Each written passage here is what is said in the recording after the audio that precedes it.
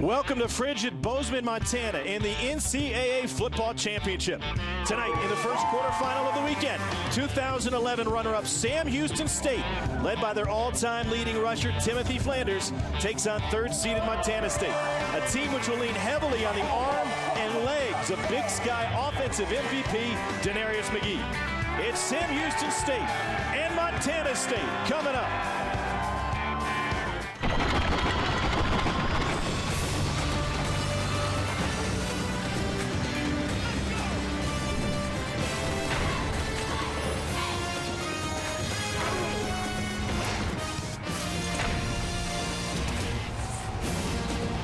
You're watching the NCAA FCS Football Championship presented by Enterprise Rent-A-Car. Welcome to Big Sky Country and a full house on hand as third seed Montana State is at home to take on Sam Houston State. Take a look at the bracket and what is next. We're at the bottom of it. And so far, Montana State and Sam Houston State ready to move on. The winner stays alive to face either Eastern Washington or at-large Illinois State out of the Missouri Valley. The loser heads home for the offseason. Welcome, everybody. Tom Martin alongside John Congemi. We're here in Bozeman. Got a couple inches of snow last night. We expect upwards of 4 before we're finished tonight, and temperatures in the 20s. That's quite a rude welcome for the kids from Texas. It might affect them if it snows the way it did yesterday, Tom. It'll be difficult on these high-scoring offenses, but I want to take a look at the other side. I think the team that's playing this deep into the season, playing for championships, you're going to win with defense, and whoever plays better defense tonight just might win it. Well, Sam Houston State plays great on both sides of the ball. They're led with an option offense that has powered them to a 9-3 record, but after 2 early losses, they really had to catch fire to make it to the postseason. A lone late loss to Johnny Manziel and Texas A&M finished them with 3 losses, but number 5 in the country, 42 points a game, and one of the best defenses in the country. The biggest difference this year with the option of attack is Brian Bell, the quarterback, is a year older, and he's developed into a great passer. And he's more experienced, and he feels comfortable within the pocket, throwing for over 2,000 yards. He's a son of a coach, so he understands the game. He's like an extension of the coaching staff out on the football field. 28 wins as a starter. That's a school record. He's the guy you want pulling the trigger for Sam Houston State. And he can lean on a pretty good running back. Timothy Flanders, a Walter Payton Award finalist for the 2nd straight season. Well, the first part of this triple option offense starts with Flanders, number 20. He's a workhorse. He has 22 school records, over 100 yards last week against Cal Poly, 8 times this season. He's the guy that gets it done on the ground. And on the other side, Montana State. For the 3rd straight year, conference champs for the 3rd straight year, co-champions this year, which gave them an at-large berth. Their only loss came to the defending national champs out of Eastern Washington. Number 2 in the nation, top 10 in both offense and defense. But would you believe they're led by a pair of Texans, starting with their quarterback out of Euless Trinity, Denarius McGee. McGee's a guy that can get it done in the pocket, but with starting running back Cody Kirk not playing possibly till late in the first quarter, Denarius is going to have to use his legs. He might need to run it a little bit more, but he's a playmaker, a very dynamic quarterback, whether he's sitting in the pocket or he's stretching you on the outside. Well, you can say the same about the talents on the defensive side. It's Jody Owens, a senior linebacker out of Mesquite, Texas. One of the team leaders. He's a captain for this defense. He's decisive. He's very instinctive at that linebacker position. He has a great first step, and he'll have to tonight to stop this triple option attack. It's Montana State out of the Big Sky Conference against Sam Houston State. Coming straight out of Texas, and it should be a fun one tonight in the snow from Bozeman.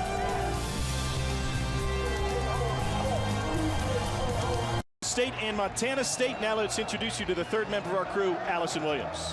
Tom, I know some people are wondering how kids from a team in Texas will deal with the sub-30 temps here in Bozeman, but the Bearcats I talked to didn't seem worried about it. They said, it's nothing, this is fun, but it is unfamiliar. This team has played 8 road games, none of them outside of the South. Head coach Willie Fritz said when they landed, a lot of them saw snow for the first time. Now, he didn't do anything to prepare them for the cold, but he did prepare them for the noise here. This closed end zone at Bobcat Stadium can get pretty rowdy, so he piped in music, crowd noise into practice, worked on the silent counts. Look for not only the weather, but the crowd to be a factor. Big home field advantage for the Bobcats. They've won 18 of their last 21 here in Bozeman. Sam Houston State won and elected to defer. The Montana State will receive. And a full capacity crowd on hand here at Bobcat Stadium. You know, when Sam Houston State stepped off the charter last night, the flurries were already falling, and by the time they got to their hotel here in Bozeman, there was enough snow on the ground to build some snowmen and get their arms loose with some snowball fights. Tom, I'm just glad you had a red SUV to be able to identify to get to the stadium today, because there was a lot of snow last night. We're expecting the weather to roll in a little bit later in this game, and it might affect the offenses. That's why I'm looking for which team's going to be able to make plays on special teams, which team is going to make that defensive stand to make a difference in this football game. No shirts tonight? Chilly night here in Bozeman. They didn't get the memo, I Tom. guess not. And great to see a great crowd on hand here as well. Miguel Antonio, senior from Lovelady, Texas, will kick off. Sean Johnson and Everett Gilbert back to receive. Gilbert's second in school history with nearly 4,000 career all-purpose yards. And Antonio gets us started with a kick right to the goal line, and Gilbert wants to bring it out. Runs into his own man and gets down at the 10. Credit Michael Wade with the special teams tackle, and here's Denarius McGee, the junior quarterback. And a lot of pressure on McGee tonight because he's without that starting running back, Cody Kirk, for the first part of this game. But he's very efficient from the pocket, almost 3,000 yards on the season throwing it. But it's running the football tonight where he's going to make the biggest difference. He's a playmaker, so watch for Darius to get out on the edge, try to make up some of that lack of running ability with Cody Kirk out of the football game. A lot of pressure on number 9 tonight. Last week against Stony Brook, he accounted for 82% of the Bobcats' offense. They fake the end around, and he throws on first down to Sean Johnson, who's got room. And Johnson with a beautiful cutback carries it all the way to the 34-yard line. Andrew Weaver finally chases him down after a gain of 23.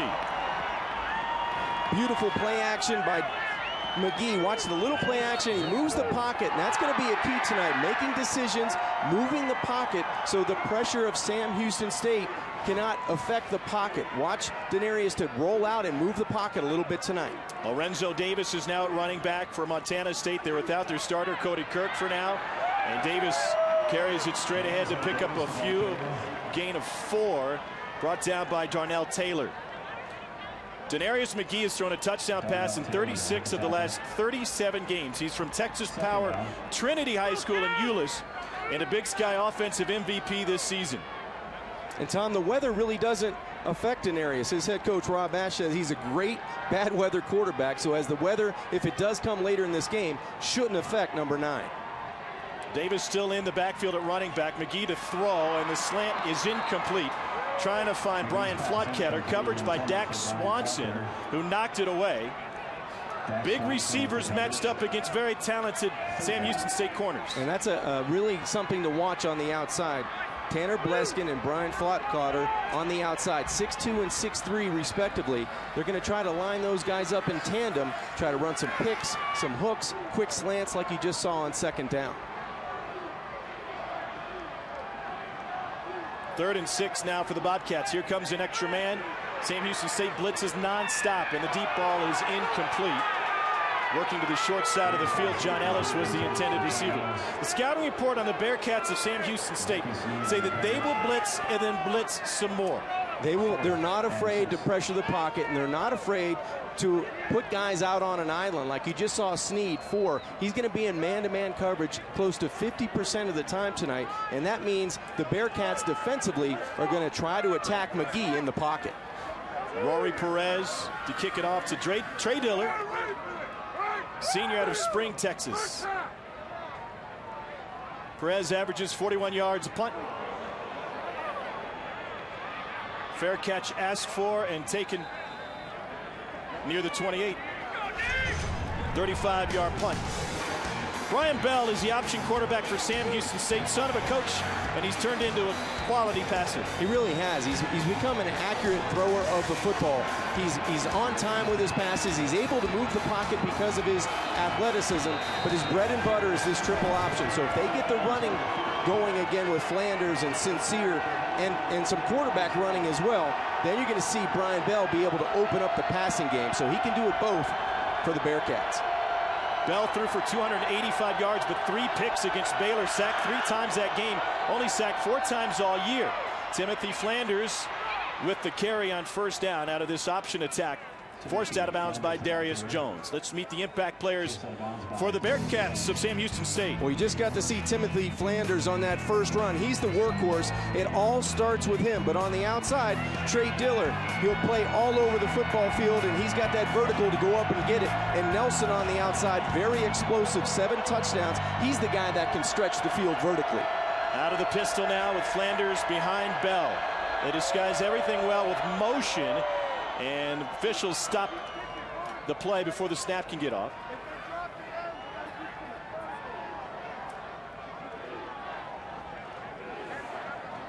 A rematch of a quarterfinal last year, won by Sam Houston State in a game in Huntsville, Texas, in chilly conditions, but no snow on the ground last year in Texas.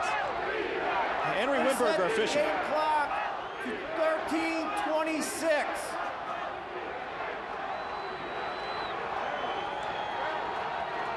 It's a great environment here, Tom, at Bobcat Stadium. They pack them in, and they just redid the end zone to our right, so a lot more fans can come in, and it gets noisy in here early in this football game.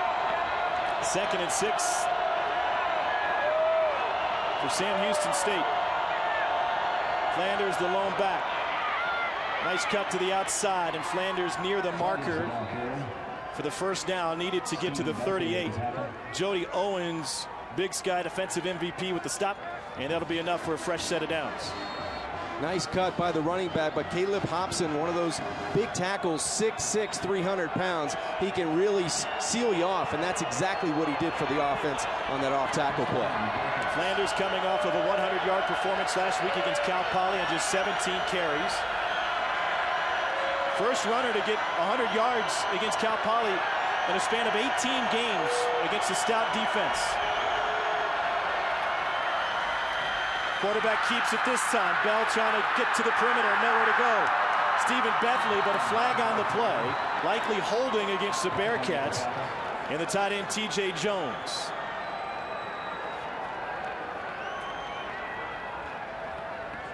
Great speed that time by the free safety, Stephen Bethley, coming from that middle of the field.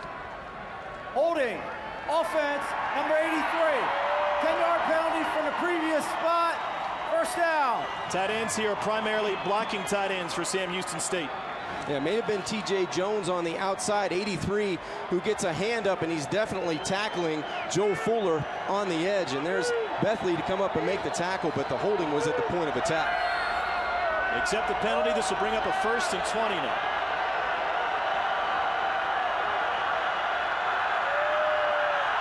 Flanders again. Hit in the backfield, and Flanders thrown for a loss. Jody Owens, the first man there, and he bends him back. All-America and Conference Defensive MVP against a 2-time Southland Conference Player of the Year. Tom, we talked about Jody in the open, how instinctive he is, and how he has a great first step so he can fight the initial block and then get in the backfield to make a tackle for a loss. Huge play for this defense on first down. He's able to shed the block and then find Flanders. Loss of a couple, 2nd and 22. Bell changes the play at the line. In front of a loud crowd here on the road. Play clock of 4, and here's the option again. Flanders hustles his way out of bounds, picks up 2, chased out by Cole Moore, sophomore from Palo Alto, California. Here's some impact players on the defensive side of the ball for the Bobcats of Montana State. Well, Tom, other than Jody Owens, they have some people that can get after the quarterback in Bryce and Moiaki Ola. They can get after the quarterback. Caleb's had a sack in every football game that he's played, and Moiaki Ola, he has a tall task of being able to go downhill tonight, but also to try to contain that speed of Sam Houston State. And of course, Jody Owens, who's already been in on plays. 3rd and long. Pressure coming. Bell steps away. Buys time and incomplete. And the defense stands. Chance Nelson, the intended receiver.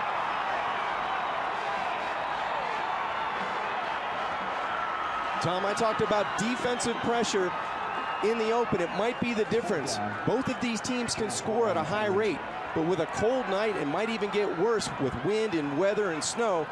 Which defense is going to come up and win the battle of field position to tee their offense up? Matt Foster from Melbourne, Australia, the punter from down under, to kick it away to Sean Johnson. Johnson had a big punt return last week against Stony Brook. That sounded like a cold kick. And he'll take a Bearcat hop and be down inside the 20, about the 18. 54-yard punt that time from Foster. Fantastic atmosphere here in Bozeman with a full house at Bobcat Stadium. Big Sky Country here in Bozeman. Those are the Bridgers, and the ski area opened up just today. Kept my partner John Kangemi busy. And it was a busy week last week for this Denarius McGee-led team out of Montana State. Home against Stony Brook after a first-round bye. Their defense held to a field goal on the first series, and then they struck deep. A 69-yard touchdown pass from McGee to Tanner Bleskin in the first quarter. They never trailed. Then stormed the field afterwards, hosting playoff games for the first time since 1984. And head coach Rob Ash, Cornell product, former quarterback and former Drake head coach. He's the winningest head coach at 3 different schools. And the 2011 Liberty Mutual FCS Coach of the Year. Well, he told us yesterday how important it would be to try to be able to run the football against the pressure that Sam Houston State can cause at the line of scrimmage. So they're going to try to do that and test that early against this defense. Sean Johnson in at running back. They've gone to their second and third string running backs to start this game tonight. And for more on where Cody Kirk is, let's check in once again with Allison Williams. Yeah, Tom, for now he is on the sidelines. It's been touch and go with him all week after spraining his MCL in the game last week against Stony Brook. Now, he does have his knee taped and with a brace on it, but I was watching him in warm-ups. He looked good. He was making all his cuts. He was sprinting along the sideline during the last timeout, so we'll keep an eye on him and see if and when he gets involved. We expect that he will at some point. Tom? All right, thanks, Allison. Tied for first in school history with 29 career touchdowns. And he's a power back. Now, Orenzo Davis, more perimeter-oriented, is in the game for Montana State. McGee hesitates. Now he takes off. And he makes it up to the 29-yard line before Jesse Beauchamp brings him down. And that's the one thing you want to have a good decision in the pocket. If you decide to pull the football down and run it, you have to be decisive and you have to make a good, quick decision. And now you're going to get Cody Kirk in the game on 3rd and medium for the Bobcats. Kirk has 8 of his school's last 11 100-yard rush games. This junior from Frenchtown, Montana. Trey Robinson, the Nebraska transfer, joins him in the backfield.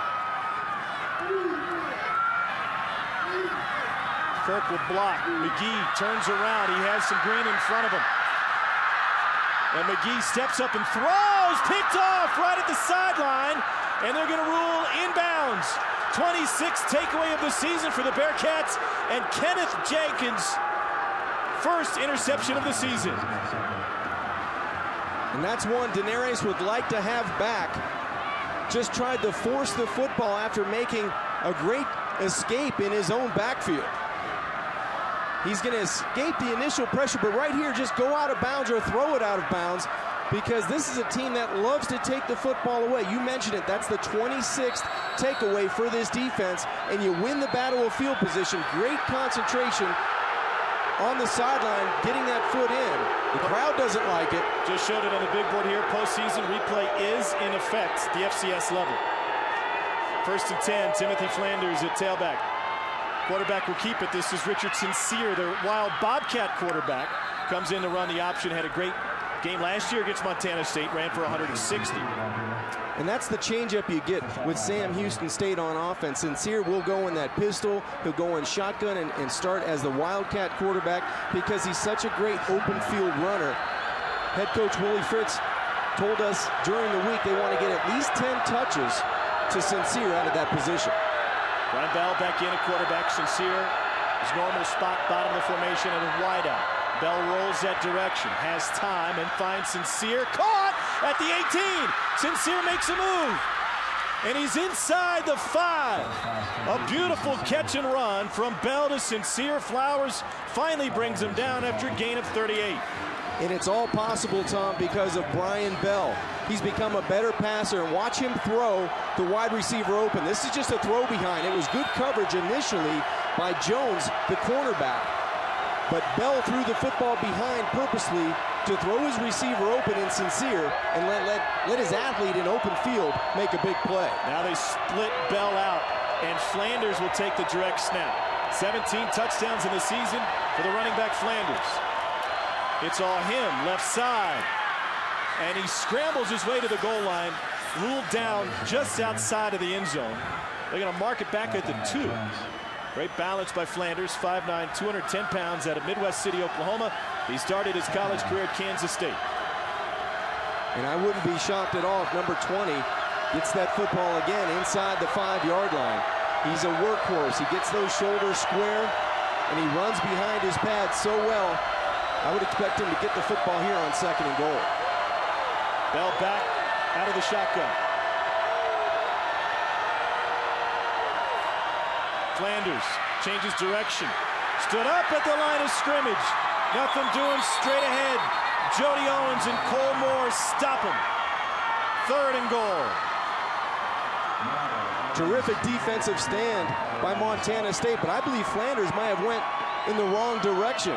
Looked like Brian Bell wanted to hand it to him one way, and Flanders was on the other side.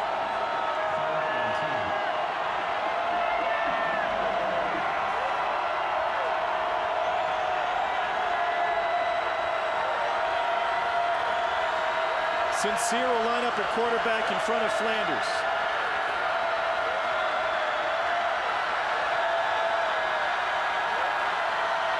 Play clock at 3 and a flag before they get it off. That was going to be an option with Sincere, but a false start for the Bearcats will back him up. False start. 88 on the offense. 5-yard penalty. 3rd down. KJ Williams, the tight end, move. And we mentioned how loud it can get at that end of the stadium. They just added 7,200 seats in that end zone, the south end zone, before the start of the season. And those rowdy students in the band giving an earful to the Sam Houston State Bearcats. They're used to playing on the road. Only 3 home games this season for the Bearcats. And now you have to let your athletic quarterback maybe move the pocket to the wide side of the field. Bell back in at quarterback. He'll do just that and want to throw to the end zone. Out route incomplete.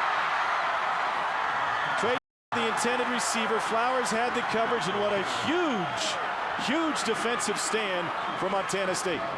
Tom, enormous defensive stand. You give the football up in great field position for Sam Houston State. That's averaging over 40 points a game. And now you're going to, 3 times in a row inside the 5-yard line, you come up big, and now you allow an opportunity just for a field goal. Miguel Antonio has hit on 79% of his field goals this season. And Sam Houston State holds the early lead on a 24-yard field goal. The senior from Lovelady, Texas. Bearcats had a 38-yard pass and run to Sincere to set him up with 1st and goal after this takeaway, but they couldn't find the end zone. A field goal to start. 3-0 Bearcats. 3-0 Sam Houston State with the lead over 3-seed Montana State. These teams met in the semifinal in Huntsville, Texas last year. A game that was close. It turned on an 82-yard kickoff return touchdown, and the Bearcats rattled off 29 unanswered points in a 49-13 victory. Tim Flanders had a school record 287 yards and a touchdown. All the breaks went the Bearcats' way, and Flanders and Sincere both had monster days for Sam Houston State. That propelled him to the national championship game under head coach Willie Fritz. His 3rd season at Sam Houston State, came over from Central Missouri in Warrensburg. Before that, a couple of junior college national championships at Blinn Junior College. We had a quarterback, talk about a dual threat, by a guy by the name of Michael Bishop. Went on to star at Kansas State, of course. Also a high school coach. He's had success at every level. And Willie Fritz, he knows how to win. 29-9 is his record, and it's a tough environment he brings his Bearcats into tonight, but they've been able to get the turnover, their 26th of the season, and turn it into 3 points and take a lead. And that's what Sam Houston State needed to do coming on the road.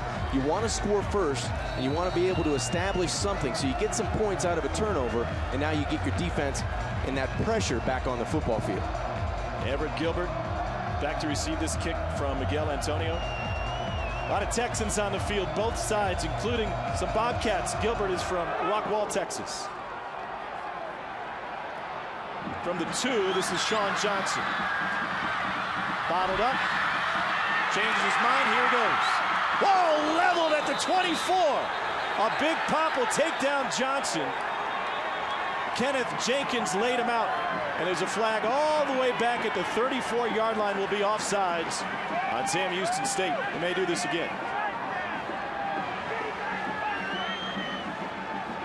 Kenneth Jenkins with the big hit, but as you said, a flag back at the 35-yard line may bring this one back.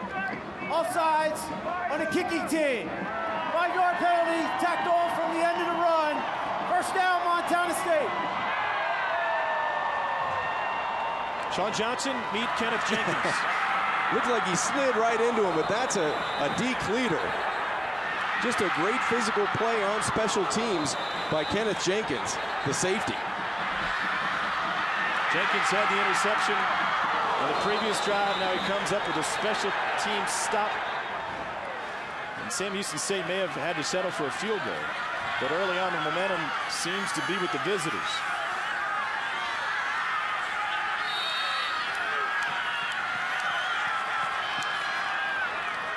Lorenzo Davis and Trey Robinson, full house backfield for Montana State. This is Davis. One of the concerns with having Lorenzo Davis in the game is that he's perimeter oriented, and they don't expect to find a lot of success on the perimeter against the speed of Sam Houston State. Well, if they're gonna have some success on offense, they're gonna have to get some rushing yards from their quarterback, and that's from McGee. He's gonna have to take the place of Cody Kirk, and then they're gonna have to stop the big play. You've already seen the interception turn into 3 points. You have to create positive plays if you're Montana State and stay away from the turnovers. Denarius McGee, the quarterback, 1 of 20. Walter Payton Award semifinalist, player of the year in the FCS. Long throw complete to John Ellis, and he scoots by a guy. And Ellis takes it to the 47, and Kenneth Jenkins forks it out of bounds. How did he get free on the edge? A gain of 19 for Ellis. And Tom, if there's one guy that's elusive in this pass game for Montana State, it's John Ellis. He has dependable hands, but he's the speedster. He can make you miss in space. And it's McGee's job to try to get John Ellis that ball out quickly in space. Slid by the safety, Robert Shaw.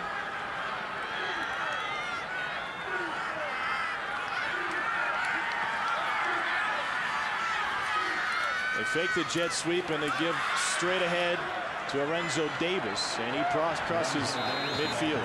And now impact players for the Bobcats of Montana State. Well, we mentioned Cody Kirk. He was the starter. He's going to impact this offense one way or another. Hopefully, he'll be able to get on the football field. But if he doesn't, Davis is the guy with great speed. He needs to run north and south, no U-turns on the outside. And Bleskin on the outside, one of those tall receivers that matches up well on the Sam Houston State corners. Kirk, injured left knee, was on the field for one play, used just to pick up the blitz and block. 4 wide, they let it go complete, just shy of the sticks, unless Forward Progress gives it to him. Brian Flotketter, sophomore from Laurel, Montana, had a career high 7 catches against their rivals from Missoula. 2nd and inches. Nope, they give him the first down. And Tom, that's part of the plan offensively for the Bobcats.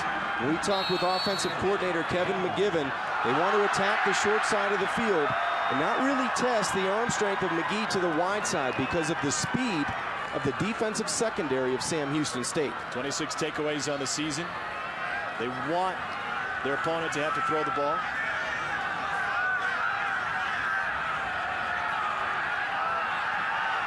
Johnson and Davis in the backfield. And a timeout used by the Bobcats. Timeout, Montana State. First timeout. 1 loss on the season from Montana State. 11-1 coming into this home game to try and stay alive against Sam Houston State. All right, thanks, Chris. 3-0 Sam Houston State leads Montana State. Here, 4:01 to go in the first quarter as we revisit the brackets. I made a mistake earlier. I said that Eastern Washington, the defending national champs, that would be the guys from North Dakota State. They're the #1 seed, and they have an option attack opposite them tomorrow in Wofford. Old Dominion and Georgia Southern Saturday noon on ESPN. Another option attack in Georgia Southern. What does that have to do with Sam Houston State and Montana State? Well, knowing that so many good teams in the FCS run the option, Montana State spent a lot of time this offseason preparing for it. Not necessarily practicing against it, but learning what they needed to do to slow it down. They're on offense now, and McGee Trying to set up a little wide receiver screen to Trey Robinson, and the Nebraska transfer fights to get back to the line of scrimmage. Kenneth Jenkins with the play defensively for Sam Houston State. Tom, a great example of the team speed defensively for Sam Houston State. They're stretching, trying to go sideline to sideline as Montana State, but the team speed, Kenneth Jenkins, again, coming from the secondary, he's the guy that's going to creep down with Darnell Taylor and play close to the line of scrimmage on 1st and 2nd down. Quarterback's going to keep it. Denarius McGee. Great block on the edge, and McGee makes a move inside the 25. Still going, and he rumbles inside the 10. Forbes Baggett finally brings him down. A motivated gain of 33 for Denarius McGee. Tom, we talked about one of the keys for Montana State would be to get the quarterback, Denarius McGee, involved in the running game to make up for Cody Kirk, the starter at tailback. This time he shows you great balance, good vision on the outside, and he didn't want to go down that easily. He gets the ball around the 11-yard line, so a nice chunk yardage play by the quarterback, Denarius McGee. Longest run of the season for McGee, who last week against Stony Brook accounted for 82% of the Bobcats' offense. And an offensively challenged game for Montana State. Came away with a 16-10 victory thanks to their defense. And Tom, this is an offense that scores close to 35 points a game. So now that they're in the red zone where they've been fairly efficient all year, look for the quarterback to be impactful. Zone read, McGee wants to throw. Pressure now, got a man! Right through the hands of Lorenzo Davis. Davis had leaked out of the backfield, and by the time McGee found him, did he throw it too hard? Well, he had to. There was a defensive back closing, but he has him right now. But that's a good job of recognizing by Kenneth Jenkins to get off of Trey Robinson and get his eyes in attention to Lorenzo Davis. That ball, you catch it 9 times out of 10, but with a cold night, it's tough to react to it. 26 sacks on the season for Sam Houston State. Fake the sweep again, and McGee will take off. Rumbles to the 5. Darnell Taylor with the stop for the Bearcats. Darnell Taylor came into this game with 91 tackles on the season. He had 128 last year. He's a 2-time Southland Conference Defensive Player of the Year out of Mesquite High School. 3rd and 5. They can get a first down by making it to the 1. Bleskin one-on-one to the short side. You may try it there. McGee looks back. Tied in with the one-handed grab. Flag on the play. It was the right tackle, Stephen Foster. Tackle eligible, but this one might be coming back.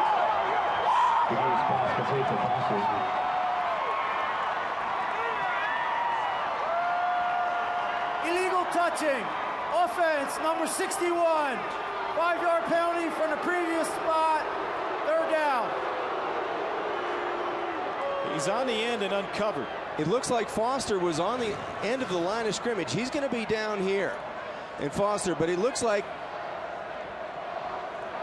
he's going to block down and go like it's going to be a rollout to the right side. He's going to make a heck of a one-handed catch on the outside, but the linesman right on it calls illegal touching. It looked like Bleskin was covered. He was covered up on the outside by Bleskin, and that was the problem.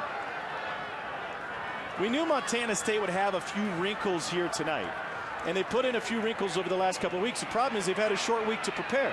And that was one of the wrinkles that we were going to see from Coach Ash, but now he's still in 3rd down situation inside the red zone, so you have to rely on your quarterback, McGee, to make a play, but that was one athletic play by Stephen Foster. Well, last year Foster was a 2nd-team all-conference tight end. They moved him to tackle this year, and he was a 2nd-team all-conference tackle. Montana State head coach is challenging the ruling on the play of a forward pass. The play is under further review.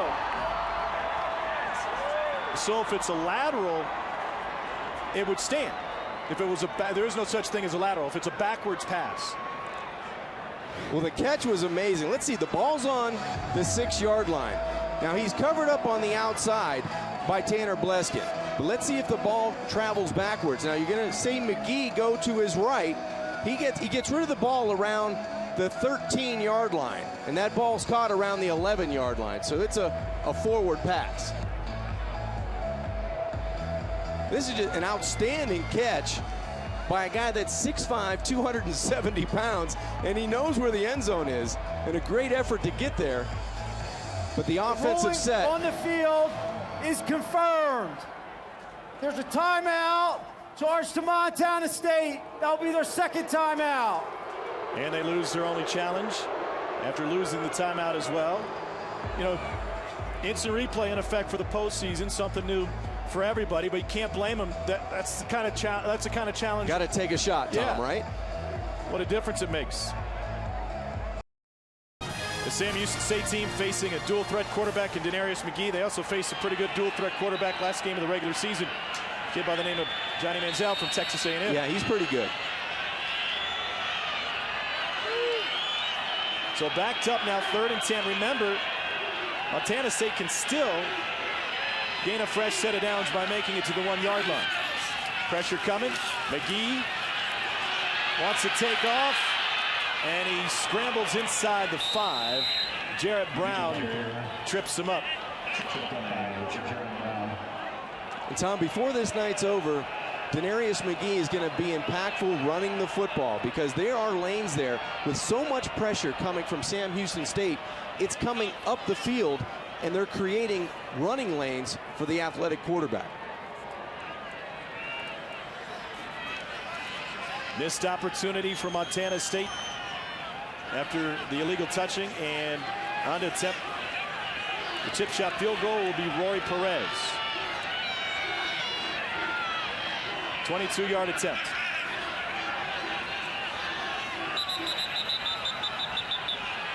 Play clock ran out. Delay game. Offense. 5-yard penalty. 3rd down. Not the worst thing in the world for Perez. He hasn't missed inside 30 this year. And the wind doesn't seem to be an issue yet, although that may change. No, the only issue is that Sam Houston State on special teams, they blocked kicks 6 times this year, and usually up the middle is where the pressure comes from. 12 over the last 2 years. And that one goes in through the uprights, tied at 3 near the end of the first quarter. Denarius McGee does a little bit of everything for Montana State, and he moves the chain. He's done a nice job in the pocket, standing tall, being accurate with the football, but rushing the football is where he's been able to pick up the slack for Cody Kirk, who's been out with an MCL injury that he suffered last week. 4 rushes for 51 yards. He had the long there of 33, and I think before the night is over, he's going to be able to run it just as effectively as he throws it from the pocket. Ran for 75 yards last week against Stony Brook, the leading rusher in the game for Montana State. 3 of 4 through the air last drive.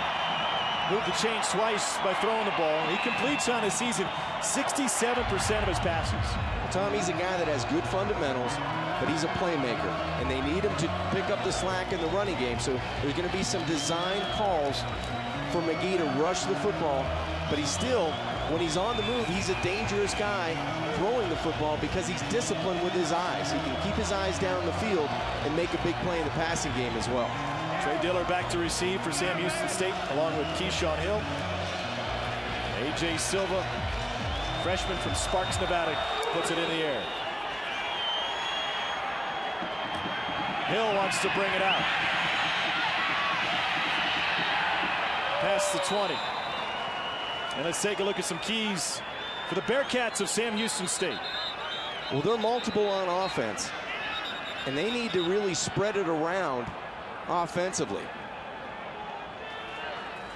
It all starts with the quarterback, but you have to get Bell, the quarterback, and Timothy Flanders and Richard Sincere all involved, and then force turnovers with all that pressure they bring on the defensive side. We've seen the interception already tonight with Kenneth Jenkins coming up with an interception, but that's what they need to do to shorten the field for this offense in this triple option.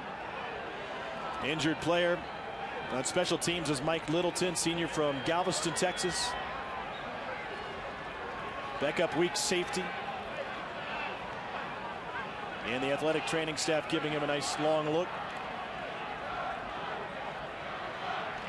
Well, an eventful first quarter with only 6 points to show for it, but it's kind of the MO for both defenses over the last couple of games, especially for Montana State. Bend but don't break. And it has to be. If you can get this deep, trying to win a championship with only 8 teams remaining, you're going to have to make impactful plays on defense. And I think both of these teams can do that tonight.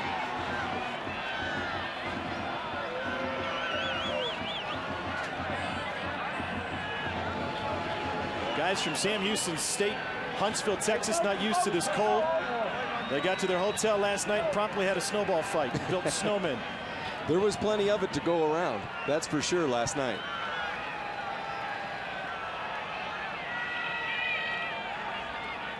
Warm weather throughout the South versus what we have here. Today in Huntsville, it was 71 degrees, and it felt like 71. Here, 29, feels like it's in the teens. Later tonight, they expect upwards of 4 inches of snow, and obviously even more up in the mountain ranges. Keyshawn Hill and Timothy Flanders in the backfield joining Richardson Sear. Flanders, right side. Trying to strip the ball away was Stephen Bethley. And they bring Flanders down after a pickup of 7. Well, the good news for Montana State is that running back Timothy Flanders has been relatively quiet rushing the football. Only 19 yards on 7 attempts. So if that's one aspect of this triple option you need to stop, you have to stop a guy that's averaging over 6 yards per carry coming into this game. Flanders, a former Kansas State Wildcat. Bell to throw, caught.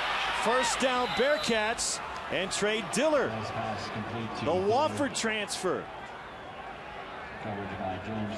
Diller was on the scout team, made play after play after play. They said, we got to play this kid. Boy, nice route, crisp route, and great timing from the pocket from Brian Bell. Just a strike on the outside, short side corner route. And he gets inside and then back outside, and the numbers do not lie. Trey Diller leads the team in receptions. He's one of those guys that can high point the ball but get crisp in and out of his routes. Maybe he'll face his former teammates and Terriers from Wofford in the postseason if Sam Houston State can stay alive. 1 quarter in the books in Bozeman. It's been a fun one already. We're locked at 3. Nice to have a 4-wheel drive in Bozeman last couple of days. Sam Houston State, third seed of Montana State, tied at 3. That guy's warm. A Bearcat, maybe a Bobcat. You look at the first quarter stats in this cap fight.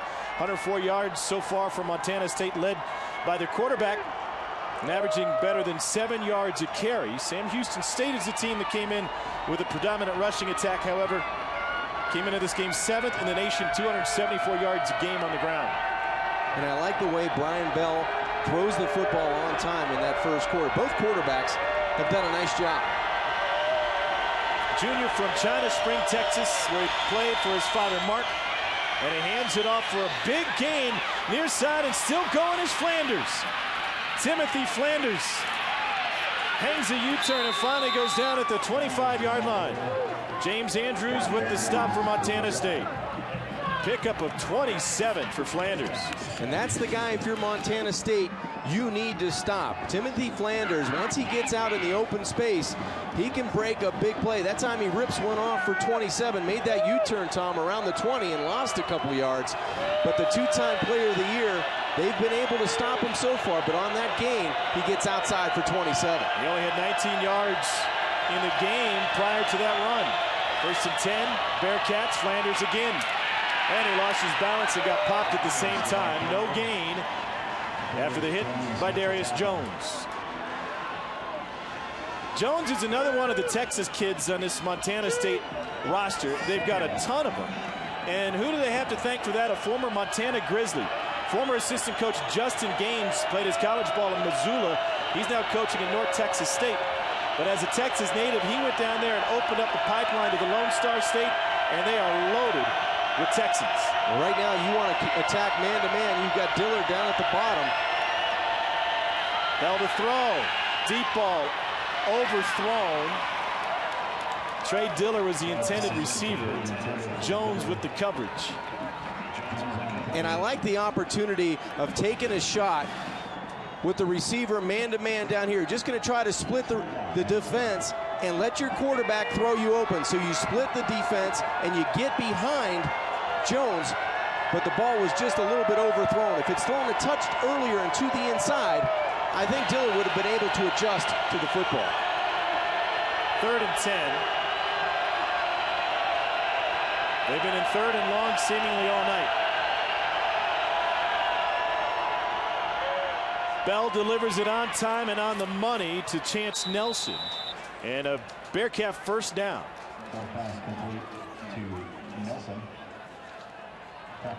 Brian Bell again throwing the football on time. You mentioned it, Tom. I like his decision making. He's very crisp with the football and he's accurate with the football. And especially when you want to get down in the red zone, take the easy throw. There was a deep throw that he could have forced the football there, but he knows when it's 3rd and 10, you don't need the touchdown. Move the change and stay on the field. That was the first 3rd down conversion of the night for either team. Bell's thrown for 2,100 yards in the season coming in, completing 62% of his passes. T.J. Jones in motion.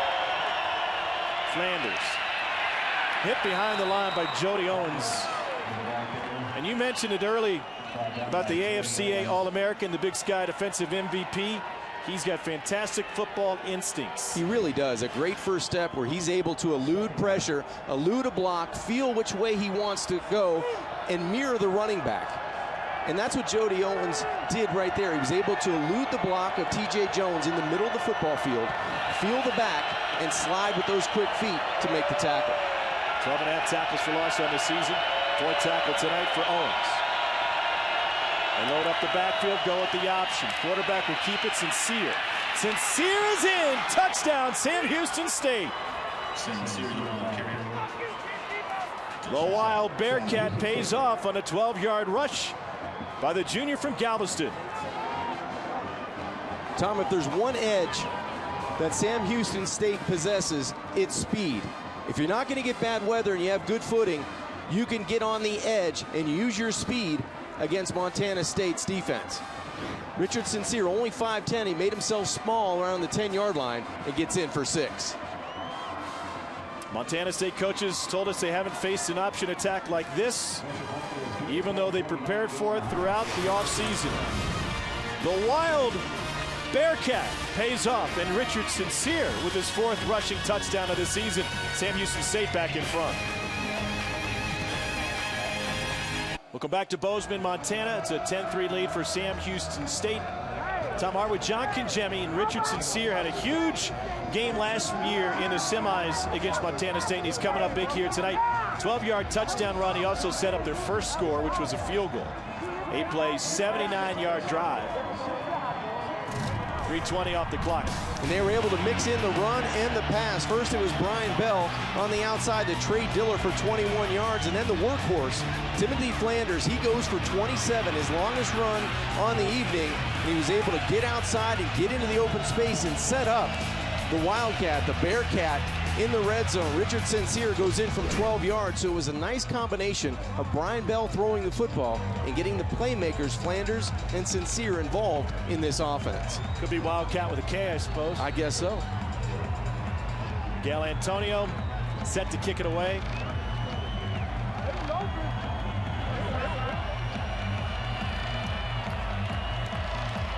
Now you'd like to answer, Tom, with special teams. You'd like to get a big return to get this crowd back into the football game. Everett Gilbert from the 4. Then he takes it out to the 20. Montana State comes into the postseason, a bye week early. They're the 3 seed overall, and the winner of this one gets 2 seed Eastern Washington or Illinois State out of the Missouri Valley Conference. They play tomorrow night on ESPN3. Should be a fun one. Old Dominion and Georgia Southern from Norfolk tomorrow at noon on ESPN. And the defending champs from North Dakota State draw Wofford out of the SoCon. Always fun time of year when you're playing for a championship. 20 teams in the postseason. They expand next year to 24. Cody Kirk is in the game at tailback for Montana State. First carry of the day for the leading rusher, and he runs right in to his own man. And a loss of 2. Robert Shaw credited with the tackle. Cody Kirk did not practice all week, resting that left knee. He spent every practice standing behind Denarius McGee and the first team offense getting mental reps, but no physical reps for the junior from Frenchtown, Montana, their leading rusher. And a difficult night when you're not getting reps and working up a lather as a running back to get in and be productive right away. Play action off the counter. McGee pressured. Has a man and incomplete off of the hand of Brian Flotketter. Let's go down to Allison Williams for more on Cody Kirk. Well, just watching him on the sideline, guys, he's constantly jumping up and down, sprinting up and down the sidelines. I think just trying to keep warm, keep involved. I don't know how much they will use him, how effective he will be, but it seems they're really just trying to be cautious with him. They know he's not 100%, but as this game goes on, you know he will be there for his team. Coaches talked about what a fighter he is, how tough he is, and he'll be out there as much as they'll let him be. Allison, thanks. He had 10 touches last week against Stony Brook before injuring that knee. 8 carries and a couple of catches. Bullet near side, right at the 30 and caught by John Ellis. And they'll be just short, a yard short of the first down. Great concentration by John Ellis, but it may be 1 yard too short to bring out the punt team. Crisp throw from the pocket, good clean protection for McGee. He's definitely in bounds, but shy of the 30-yard line. Needed to get to the 31 for a first down. And so Rory Perez to kick it away. This matchup last year in the semis changed on special teams, and an 82-yard kickoff return for a touchdown. Trey Diller back to receive this punt. They come after it, nearly got it, and the punter goes down, no flag. Diller to the 30, forced down at nearly the 32. Well, that was a tough exchange for Perez. He also got a little bit of extra love after the whistle by one of the Sam Houston State special teamers, J.T. Cleveland. We'll show you all of that when we come back to Bozeman. Slippery turf, and his own man may have taken him down. 10-3 Bearcats. Beautiful country everywhere you look at here.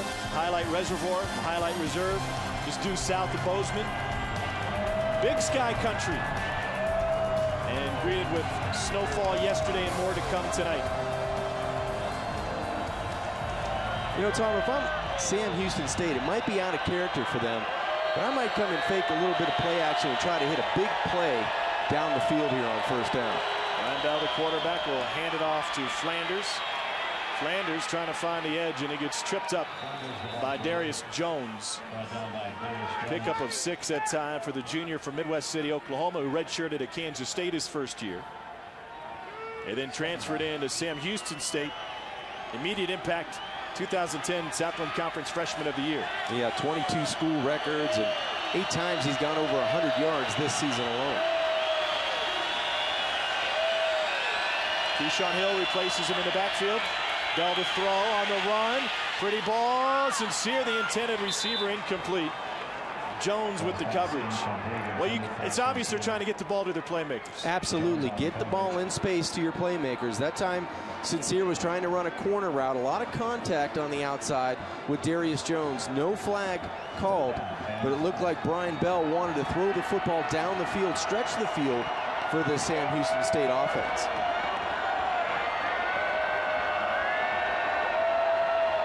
Only one third down conversion tonight. That belongs to Sam Houston State. And this might be more of a quarterback run for them on third down.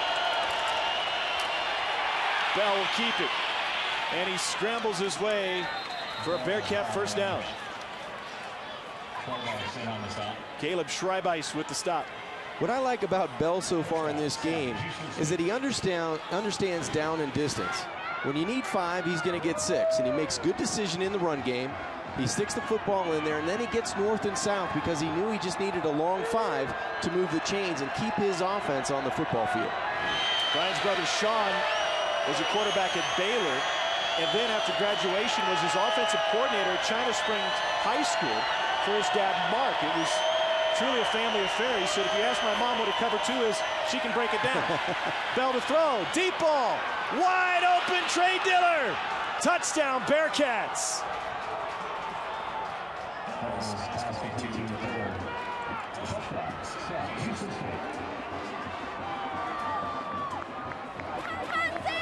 You can't get any more open than Trey Diller did on that post route. Just an excellent throw, wide open. He's going to be at the bottom of the screen. He's going to feint outside, and that turns Darius Jones to the sideline, and it opens up the middle of the field. That's one of the easier throws you're ever going to get for Brian Bell. He puts it right on the money to Diller for a 56-yard touchdown.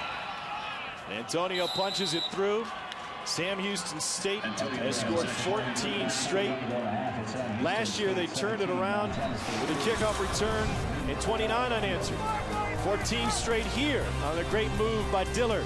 17-3 Bearcats. Bearcats have taken control. A pair of touchdowns within the last 2 minutes and 48 seconds. Well, Trey Diller runs an excellent route, but watching the middle of the football field, you're going to have Stephen Bethley. His eyes are going to be in the offensive backfield, and that's going to allow on the outside Diller to make that cut to the outside. Look at the eyes are to the sideline where they should be to the middle of the field, and that's because play action held Bethley first, and the great move to the outside by Diller right here. He spins the cornerback, Darius Jones, and there's nobody in the middle of the field. All you have to do is play pitch and catch, and I'm sure for Brian Bell, there was no arguments at the dinner table if his dad was watching that one or his brother. That's the way you want to do it. 4 plays, 68 yards. Last 2 drives, 12 plays, 147 yards and 2 touchdowns. In dominating drives for the Bearcats offense. Brian Bell had a chance to go play at Baylor this season. 2 of their 3 losses came to the big schools, Baylor and Texas A&M, to close the regular season. Sean Johnson, Everett Gilbert back. Johnson from the 1. 14-yard return. Kenneth Jenkins with the special team stop for Sam Houston State. ESPN's critically acclaimed film series 30 for 30 returns Saturday with a bio on 2 sports star Bo Jackson, examining the truths, myths, and legend of an extraordinary athlete who transformed into a cultural icon. You don't know Bo, Saturday at 9 on ESPN, presented by Buick Verano. His running backs coach Jack Crow just finished up his FCS career at Jacksonville State. Told me a great story. He said Bo was playing an all-star game in the Superdome. He saw the punters trying to hit the speakers in the Superdome. Asked what they were doing. They told him, he said, let me try. First kick, boom, hits a speaker hanging from the roof of the Superdome. McGee pressured from behind, and he goes down at the 5. A 10-yard sack for Andrew Weaver, the Texas A&M transfer. Plenty of time that time for McGee to try to find a receiver, but it was good coverage down the field, and you're going to see Weaver on the outside. He's just going to come, and he's relentless with his pressure. He's going to get upfield. First he's going to slow play on the outside, then he gets around Stephen Foster and is able to sack Denarius McGee deep in the backfield. 2nd and long for Montana State. 2nd and 20 from the end zone. McGee pressured again. Gets some help and slips as he lets a deep one go incomplete. Bleskin was coming back, and McGee let it go deep. Was that just a result of the pressure?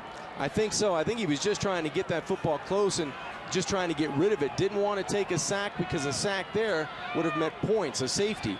So he just tried to get rid of the football, but on 2nd and 20, very difficult. You just want to pick some yardage back so you get a manageable 3rd down.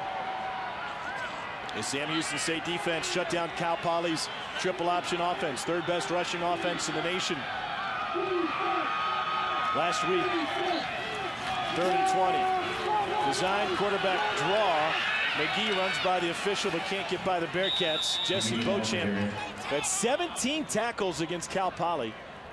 including 13 solo tackles, brings him down.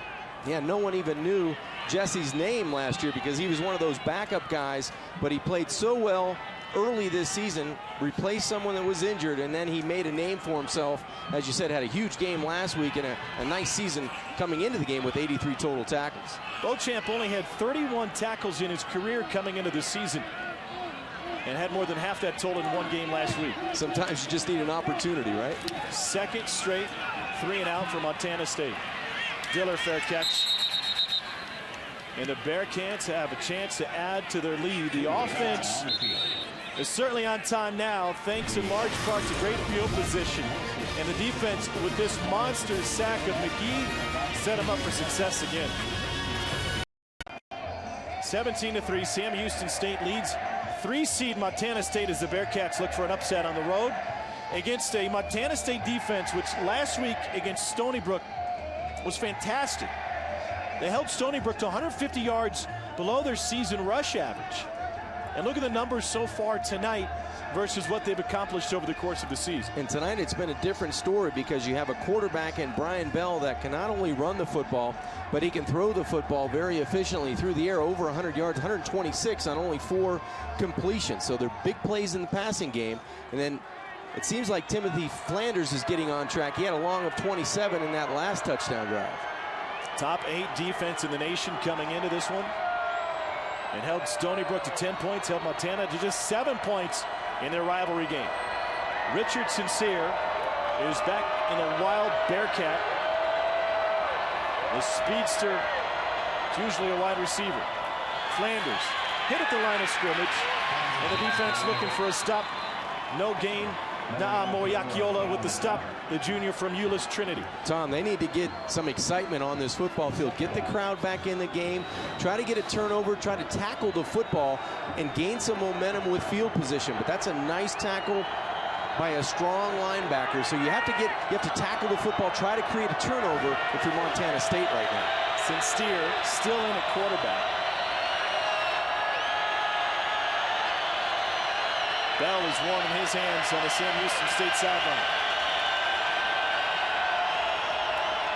Quarterback run, little option. Sincere hit at midfield, and he's still able to squirm his way for a few. Joel Fuller, the senior from Libby, Montana, with the stop. All-conference safety, but ends up as a gain of 5. Important third down for Montana State defensively. They have to find a way to get off the field and go 3 and out instead of downs. Bearcats 2 of 4 on third down tonight. Converted each of their last 2. Remember, this was quarterback run the last set of downs. They were in this situation.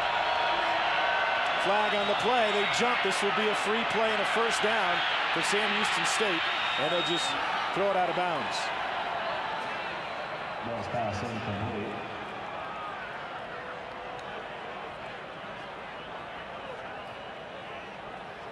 Offsides, defense, number 49, 5-yard penalty, results in a first down. Well, you know why Caleb Schreibeis is active and he's anxious to make a play. He's been in on a sack every game this season. But Montana State's defense does not have a signature play tonight, and they've been scored on in each of the last 2 drives. And they need to find a signature play here on this set of downs defensively. Third straight third down conversion for Sam Houston State. Bell uses a timeout. Timeout. Sam Houston State, first timeout. It will be a 30-second timeout. It's going to be tough to get to Bell. He's only been sacked 4 times all year, and 3 of those came courtesy of the Baylor Bears. He's a smart quarterback. He knows where he wants to go with the football, and he has playmakers around him, Tom, that allow him open windows to throw it. The 2012 NCAA Division I Football Championship continues next weekend with semifinals on December 14th and 15th. Both games will be on the ESPN networks. For more information, go to NCAA.com, the official online home for all 89 NCAA championships.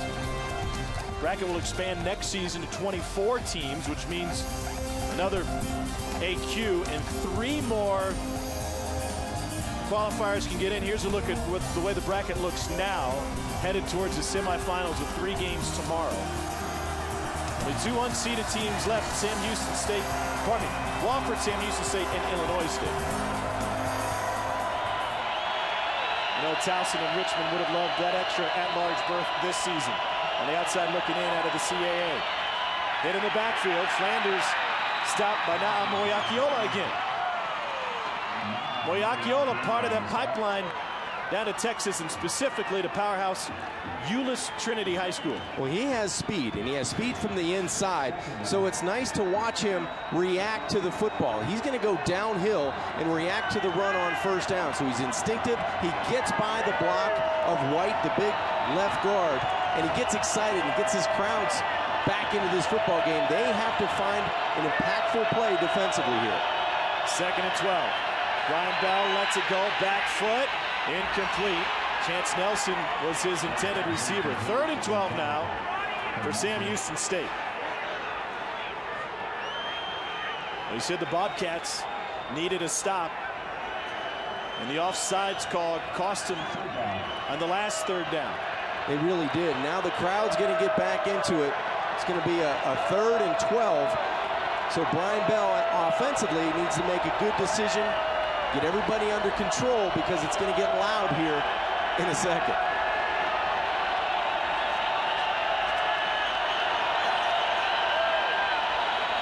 They bring 4 down the sideline. Diller incomplete. James Andrews had the coverage near side on the big wide receiver from Spring, Texas. And that's the 3 and out they needed. After the penalty, moved the chains for Sam Houston State. Montana State responded. They got a nice tackle on first down in the middle of the field, good pressure on 2nd down, and good coverage on 3rd down. But that offense is going to stay out on the field here with 4th and long. They're going to go for it on 4th and 12.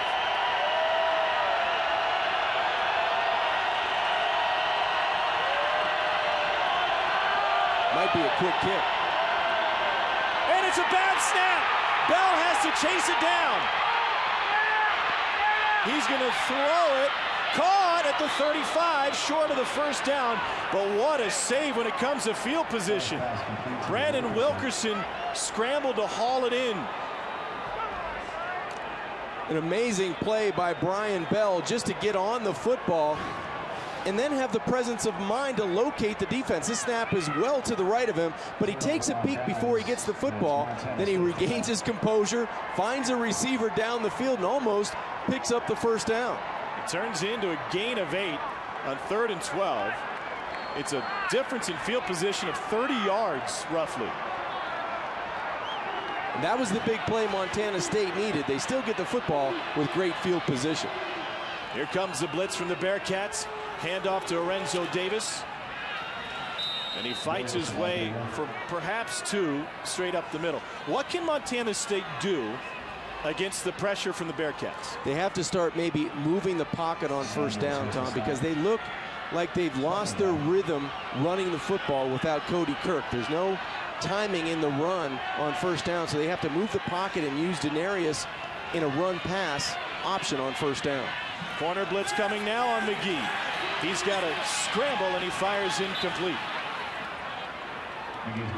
Not only they have out their #1 running back, Cody Kirk, who's a power back, but they're asking Lorenzo Davis, more of a perimeter guy, to run up the middle. And Tom, I say that because you're going to get consistent pressure from Sam Houston State defensively. You're going to get a lot of man coverage. So on 1st down, if you give the illusion of running the football in a basic set and then test the defensive backs down the field, you only have to hit 1 big play to make this a 1-score game. 3rd and 8 now. Bobcats have gone 3 and out each of their last 2 possessions. 6 total yards to show for. Complete well shy of the 1st down to Everett Gilbert. Kenneth Jenkins, who has a pick today, with the stop for the Bobcats. And the offense, for the 3rd straight possession, will leave the field after 3 plays. Disappointing for the Bobcats, but there again on defense, you see the speed of the Bearcats. They're able to react and tackle in space and keep the Bobcats offense on the sidelines after 3 and out. Only 13 yards to show for each of their last 3 possessions. And Montana State 0 for 6 on 3rd down tonight. Last time they came close did Sam Houston State to blocking the punt. Perez gets that one off clean. Diller another fair catch.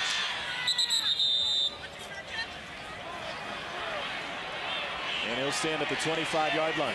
33-yard punt.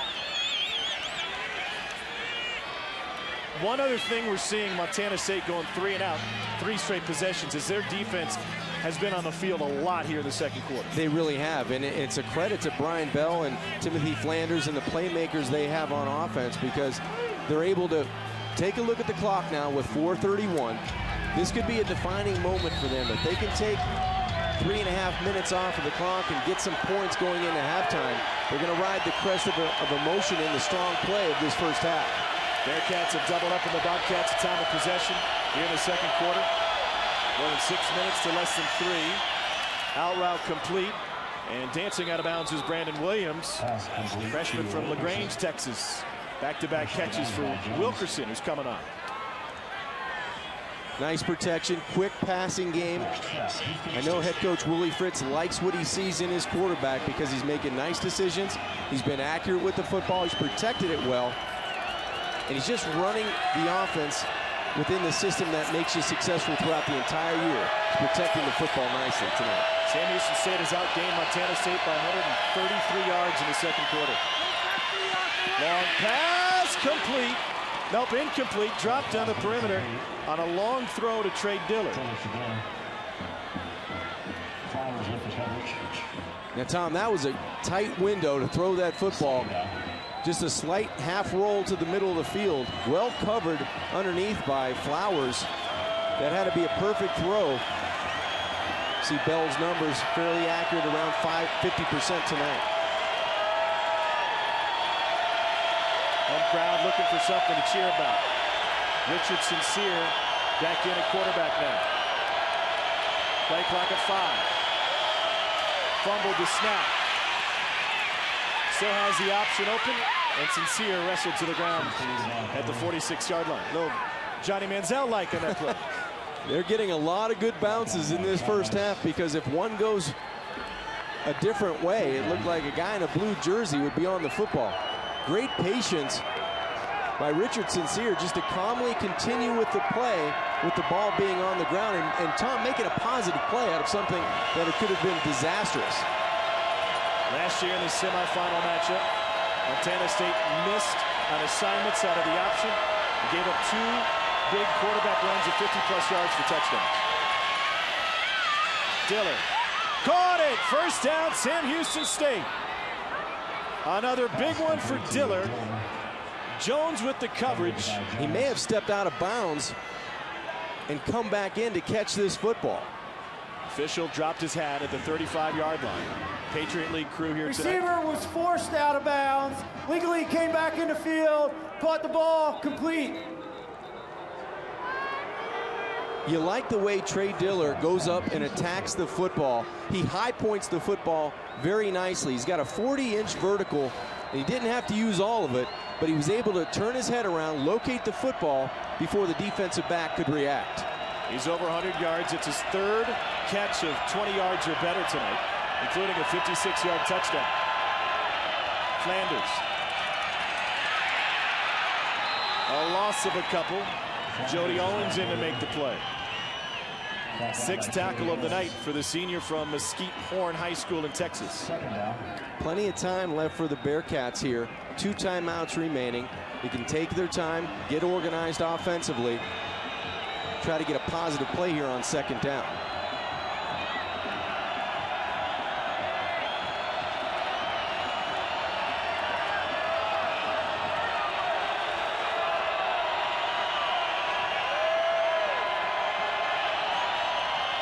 Flanders, room, hurdles for a first down. He jumped right over the top of 6-foot Joe Fuller. We talked about the athleticism of this team. No better example than on the sidelines. You mentioned it. Joe Fuller goes low from the safety spot, no problem.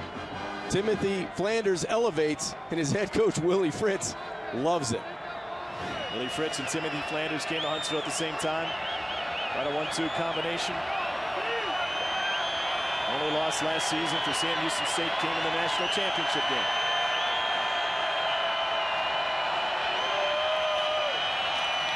Flanders hit. Still manages a couple. Caleb Schreibeis with the stop for Montana State. Flanders came in averaging 104 yards a game and 17 touchdowns in the season. Averaging better than 4 yards a carry tonight. And his average on the year over 6. So they've been able to somewhat contain him, but he had that long for 27, and he's dangerous in the red zone because he can break an arm tackle and score points.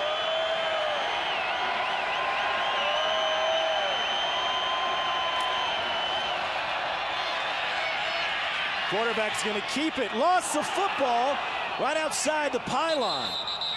Brian Bell recovered it after getting another friendly hop off the turf. That's the third time Sam Houston State has put the ball on the ground, and it's come right back up to a Bearcat. You called it correctly, Tom. That is the third time they get the great bounce.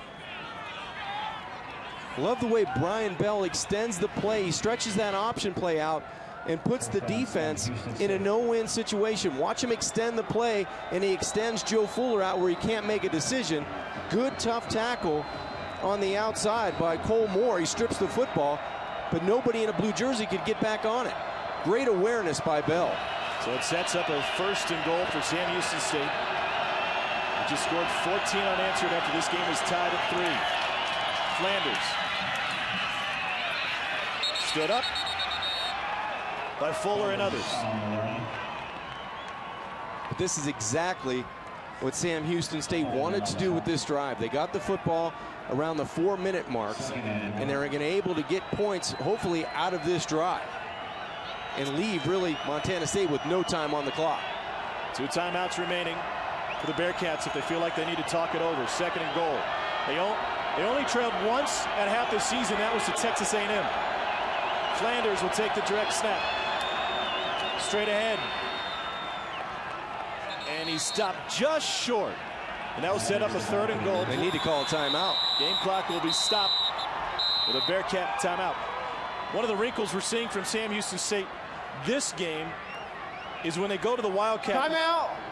Sam Houston State, 2nd timeout. Whether it's This Flanders will be a 30-second or timeout. Sincere, they're keeping Bell on the field and motioning him out to a wideout. Yeah, they're getting him outside, so maybe a new wrinkle in this offense to give them the option of a double pass or Please getting him back reset. in the offense. Please reset the game clock to 8 seconds. 8 seconds remain. They still have a timeout. You're looking at 3rd and goal, and you have a power back in Flanders. Can you run the ball? Absolutely. That's what you do here on 3rd and goal. You run the football with your best athlete. Well, the Bearcats have had a very good game offensively. And great balance between run and pass. They've had some big plays on the outside. There, Timothy Flanders goes for 27 here. Sincere goes for 12 and a score. But it's been the quarterback as well. He's been able to run the football and move the chains when they needed to. And when they needed him to step up and be accurate with the football, he's able to find Trey Diller wide open down the middle of the football field for a 56-yard touchdown. So 3rd and goal here. Bell comes back out along with Flanders. And they've had some problems with that shotgun snap. See if the quarterback goes under center. He will with Flanders behind him. He's going to throw. Batted away. Incomplete. But the clock stops with 5 seconds left. 4th and goal. Wow, I'm not so sure I would have put the football in Timothy Flanders' hands if you can't get a half a yard or your quarterback.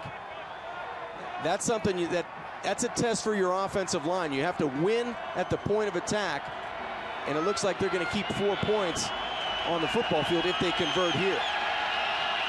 Antonio on to attempt an 18-yarder. Well, Sam Houston State has scored 17 unanswered, but what a break for Montana State to come up with that goal line stop and hold the Bearcats to just a field goal.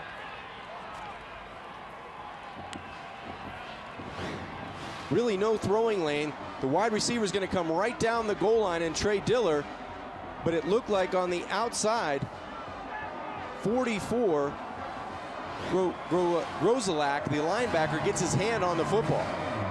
Let's take you down to the field now, and Allison Williams. Thanks, guys. Coach Ash, a big goal line stand there, but this triple option causes so many problems. What's been the most difficult for you to defend? You know, it's just the speed still of the game. I think we're in good shape a lot of times, and then they'll just outrun our option player that's assigned to the guy that has the ball. So we just have to keep playing fast, and I think we'll be okay. This was huge. Give us something to go into the halftime now, something positive to build on. How do you get the offense going in the second half? We've got to get it going. We've got to start throwing the ball. They're pressuring on every down, and we got to make them pay with the man-to-man coverage that we're seeing. Get something going with the pass game. That'll open up the run. Thank you. They expected the pressure, but McGee's only thrown for 61 yards in the first half. Second quarter, all Sam Houston State. The big blast, Bell to Diller for 56 yards. And at the half, 20-3. Now send you back to the college football halftime report. To Bozeman, Montana, dominating second quarter for Sam Houston State, and they lead 20-3 at the half. Moments ago, Allison Williams caught up with Willie Fritz. Coach Fritz, offensively, how were you able to be so dominant in the first half, and in particular that second quarter? Well, we're doing a good job of running the football, and it's opening up a lot of play-action pass for us downfield. With the lead you have at the half, up by 17, what's the message to your guys? We just got to keep playing. We've got 30 minutes, and we just got to stay after it, keep doing what we're doing. Made some good adjustments at halftime, but we got to come out and play hard this second half. Thanks, Coach Fritz. Thank you. Take a look at the second quarter numbers. Outgaining Montana State 205-13. They had the ball for 12 of 15 minutes and scored 17 points. When you can stay on the field that long and be that productive and really throw a goose egg at Montana State, you know that you're playing on all cylinders offensively. So 17 points in that second quarter, and you get the ball back to start the second half. Sam Houston State looking for an upset on the road. And it's kickoff out of the back of the end zone at elevation here, 5,900 feet. Time now to spin it forward. Well, Sam Houston State, they were able to spread the wealth around to their playmakers. Timothy Flanders, who's one of those guys, he had 65 yards in the first half, had a big run there.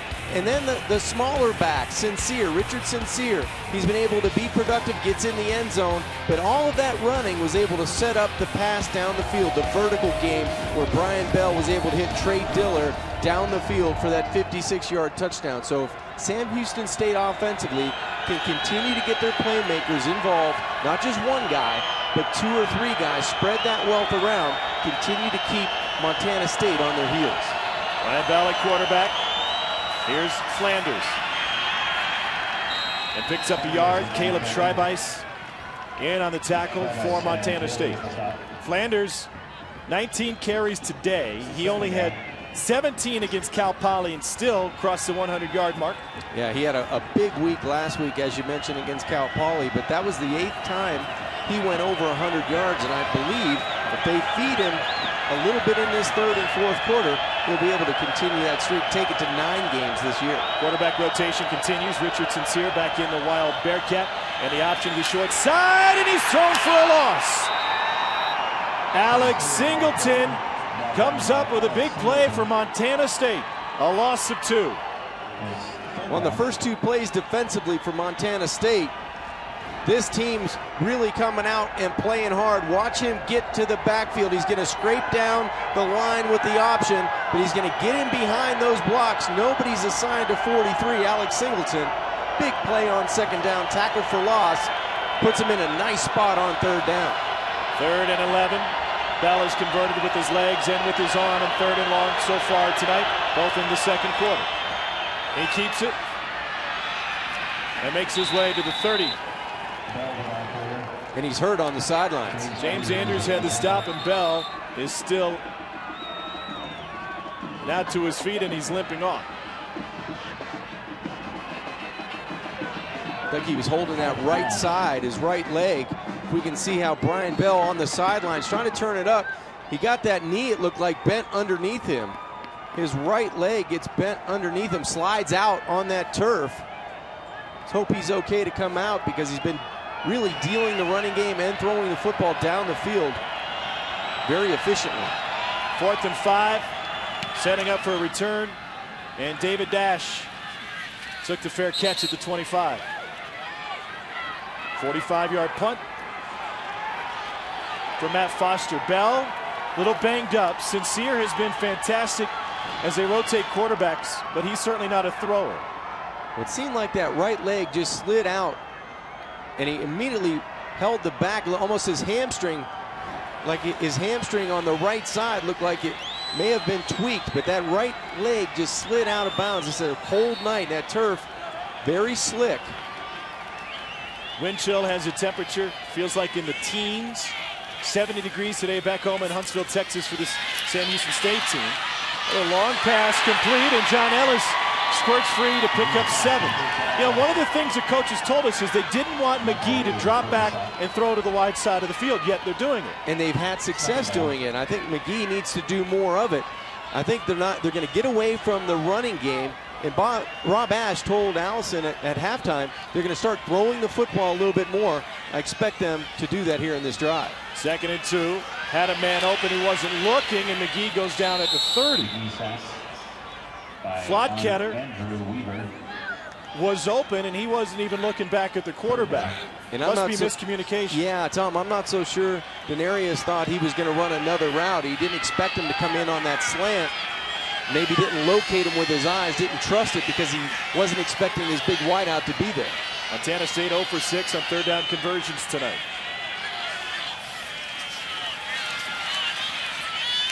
Incomplete. No flag. Ellis, the intended receiver. Robert Shaw was in his pocket. He was on him like that hand warmer around his waist. Absolutely. This defense is tenacious, and they're quick, and they react to the football. That's just a good play on the football by Robert Shaw. He gets down, almost picks this football off. He beat the wide receiver to the spot. Anytime you do that as a defender, you're going to win. This will be another 3 and out. And McGee talking with Flotketter on the sideline. They were certainly not on the same page on that play. They're going to fake the punt. Got it! Rory Perez took off. And there's the change that Montana State was looking for. Some sort of momentum. The crowd likes it, and I'm sure the offense likes it coming back on the field. You saw them discussing the last set of downs on the outside. This is a great gutsy call by Rob Ash, and he's able to get Roy Perez just about a yard more than he needed. And that should ignite this offense. I won't be surprised they try to go deep here on 1st down. On the jet sweep, they hand it off. Room to run for Gilbert. And Gilbert scrambles his way to the 49. Back-to-back 1st downs for Montana State, forced out by Dak Swanson. In the 1st half, Montana State only had 1 drive of 4 plays or longer. That was their 10-play field goal drive. Well, you get the fake punt, you get Gilbert on the end around. Now you have some momentum to build on if you're Darius McGee. Down the sideline, incomplete. Trying to find Tanner Blesky. Let me go back to something Tom Hartley, former Pitt quarterback John Congemi. After you've got into it with your wide receiver and there is miscommunication and we don't know who's at fault, is it tough then to go back to that guy in the next series or later in the game? No, Tom, not at all. You got to get it out of your system. You got to let your receiver know what you expect out of him and then go right back to him. Because you've made it this far, you're playing for a championship. You can't let those little things get in the way of where you're trying to be as a team. Johnson scrambles his way forward to the 46-yard line.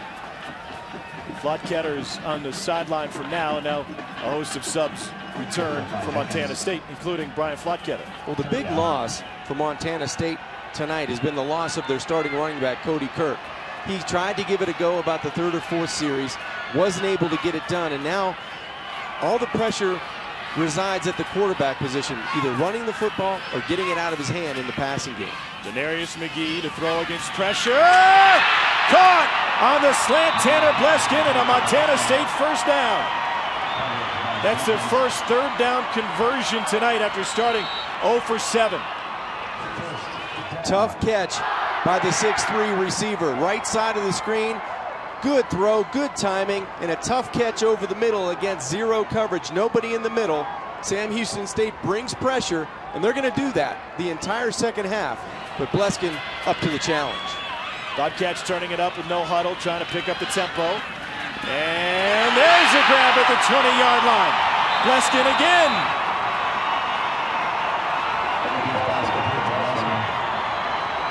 Nice awareness by McGee, the quarterback, to slow his wide receiver down in Bleskin. He was covered on the outside, but he throws it behind. Watch this, the ball's going to come out. It's going to be a fade route, but all he's going to do is stop him with the throw. Watch him stop him back shoulder. He throws away from the defense, and if you're a defender and you don't turn your head, you're going to get beat every time. A break for Bleskin. Gilbert in motion. He wants to throw. McGee was wrapped up, had nowhere to go. He'll get flagged for holding, and the pass is incomplete. They wanted to throw back to their quarterback, Denarius McGee, and the Sam Houston State defensive lineman just put him in a bear hug, and that'll be a penalty against the Bearcats. But Tom, you can feel the momentum in this game changing. Coming out of the locker room, this is a different offense for Montana State. Holding. Defense, number 91. Penalty will be half the distance from the previous spot. Still first down. Preston Sanders. There's the pitch by Denarius. He's going to try to get outside, but he's held by Preston Sanders. A hog collar on the outside, and that's going to cost you yardage. So now Montana State knocking at the door in the red zone inside the 10-yard line. They had 13 yards in the second quarter total. 65 yards on this drive now for the Bobcats of Montana State. And watch for quarterback run inside this red zone. Denarius McGee will keep it, follows his blocker, and gets popped a step past the line of scrimmage by Darius Taylor. And Tom, Taylor was the linebacker that was out last week with an ankle injury. Looks like he's 100% because this is a good tackle by a middle linebacker. Watch him step up and just square up and hit the quarterback.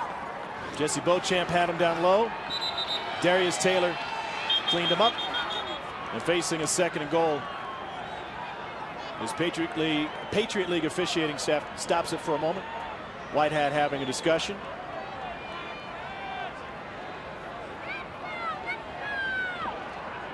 Yes, Montana State's offense has turned it up, but their defense started it for them in the second half by forcing a 3 and out.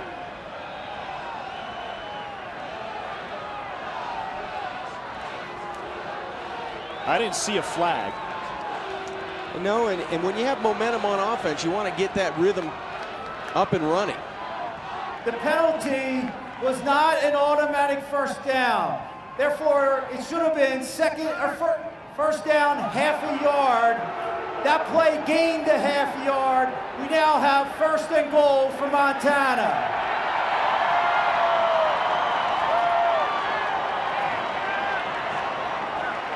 Okay? I've never seen that. No, and Willie Fritz wanted an explanation on the sideline as well. He's got a laughing it off, but wants his defense now to respond. Went back to correct themselves after Montana State had run a play. So 1st and goal from inside the 9. Ellis in motion.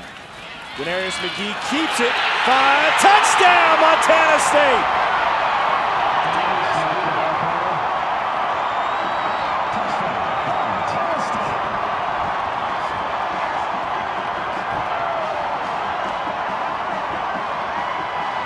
So the offense responds after a defensive 3 and out, and it's all Denarius McGee, the running of the quarterback. He gets in for 8 yards, and now Montana State back in this football game. What in the world did Rob Ash say in the locker room? Whatever it was, he better bottle it, because this team is a different team in this 3rd quarter. Extra point is no good. Hooked by the lefty Perez, thanks in large part to pressure. And perhaps it's that pressure and getting after kicks which allowed Montana State the courage to call for the fake punt on 4th and 4. They ran for 5, kept the drive alive. An 11-play drive turns into Montana State's first touchdown of the game, 20-9, nearly midway through the third. Montana State is back in this game after a miserable second quarter. 20-9 is the Sam Houston State lead here in Bozeman. The drive turned around on a 4th and 4 after a frustrating miscommunication between quarterback and wide receiver. And Rory Perez, a junior from Moreno Valley, California, carried it to refresh the downs. And Denarius McGee with his 5th rushing touchdown of the season. And it brought the offense back on the football field. And you can see from the first half to what they did to start this third quarter, 11 plays, 75 yards. They get points, and they needed it desperately. They needed to find an identity on offense. And I think it's going to be from here on out the running mixed in with a little attack on first down, throwing the football from McGee at the quarterback position. A rowdy atmosphere here in Bozeman at Bobcat Stadium. They're hosting back-to-back postseason games for the first time since 1984. The championship season here in Bozeman. A.J. Silva will kick it off. 50% of his kicks at home are touchbacks. Comes up short on this one to the 4, Keyshawn Hill. Hill gets a block. Spins out to the 23-yard line. Chris, thank you. Brian Bell back at quarterback for Sam Houston State. And quickly works one to the outside to Chance Nelson. And Deontay Flowers at the stop. Let's check in with Allison Williams. Well, guys, we saw Brian Bell come off the field limping. He never was tended to by any trainers. He definitely was in pain, though. You could see him cringing. He did go and get on the bike trying to work through whatever was ailing him. But as you can see, guys, back out there without missing a snap. And he heads off the field now, which is not odd because Richard Sincere, out of that Wild Bearcat, is back to take the snap and checks at the sideline. Sincere's thrown a couple of touchdowns out of the Wild Bearcat, but he's also thrown an interception this season. Limited passing attempts. Flanders bowls over a guy, and that'll set up 3rd and short for Sam Houston State. And not only the Montana State back into it, but also the home crowd here at Bobcat Stadium, where the home team has won 18 of its last 21 playing here. 5,900 feet of elevation up in the Rockies.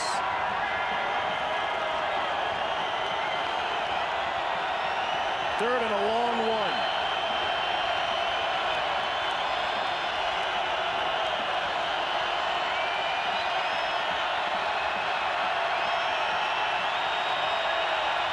Play clock at 3. Flanders straight ahead, first down, in the power game for the Bearcats. Keeps this drive alive. Edge Daly with the stop. Tom, sometimes you have to trust your offensive line. When it's 3rd and 1, 3rd and 2, you have to go downhill. And I think that's what Willie Fritz did on that play. Trusted those big guys up front. You don't have this much success in the triple option unless you can put a hat on a hat and move people against their will. And that's what Sam Houston did, State did on that play, 3rd and short. Full house backfield. He wants to throw. Over the middle, incomplete. Good coverage downfield from Montana State team that has gotten bitten by play action already tonight. Well, that time Darius Jones didn't turn his back. Played the football in the quarterback. He was able to look inside and play the receiver. He got a little grab on that left side, but it helped him catch up to Trey Diller. Wasn't caught by the official. But Jones's eyes, they were inside. That's where you need to be. Get that player and the quarterback in your vision and then play the football. 2nd and 10.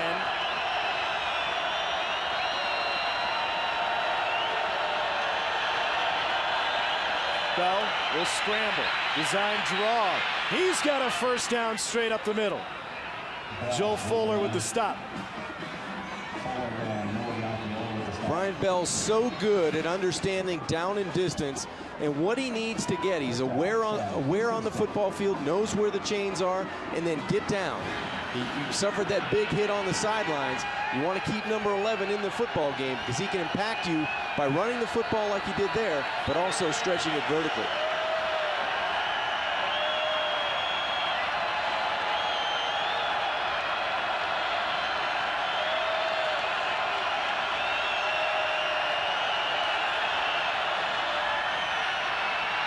Deep ball again, wide open and through the hands of Keyshawn Hill.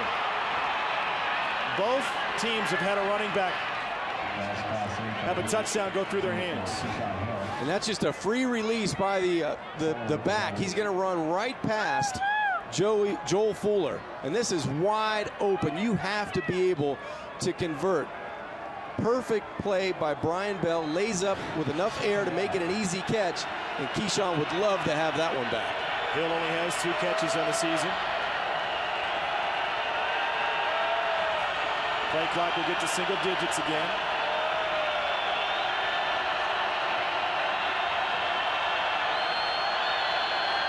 Toss to Flanders. Singleton with the stop. And a lose a couple. Alex Singleton, the sophomore from Thousand Oaks, California, is having a whale of a game. Is Jody Owens' backup. We talked about Owens being instinctive. That was an excellent play on the first step by Alex Singleton. No hesitation. He went downhill and met the running back in the backfield for a big loss on second down.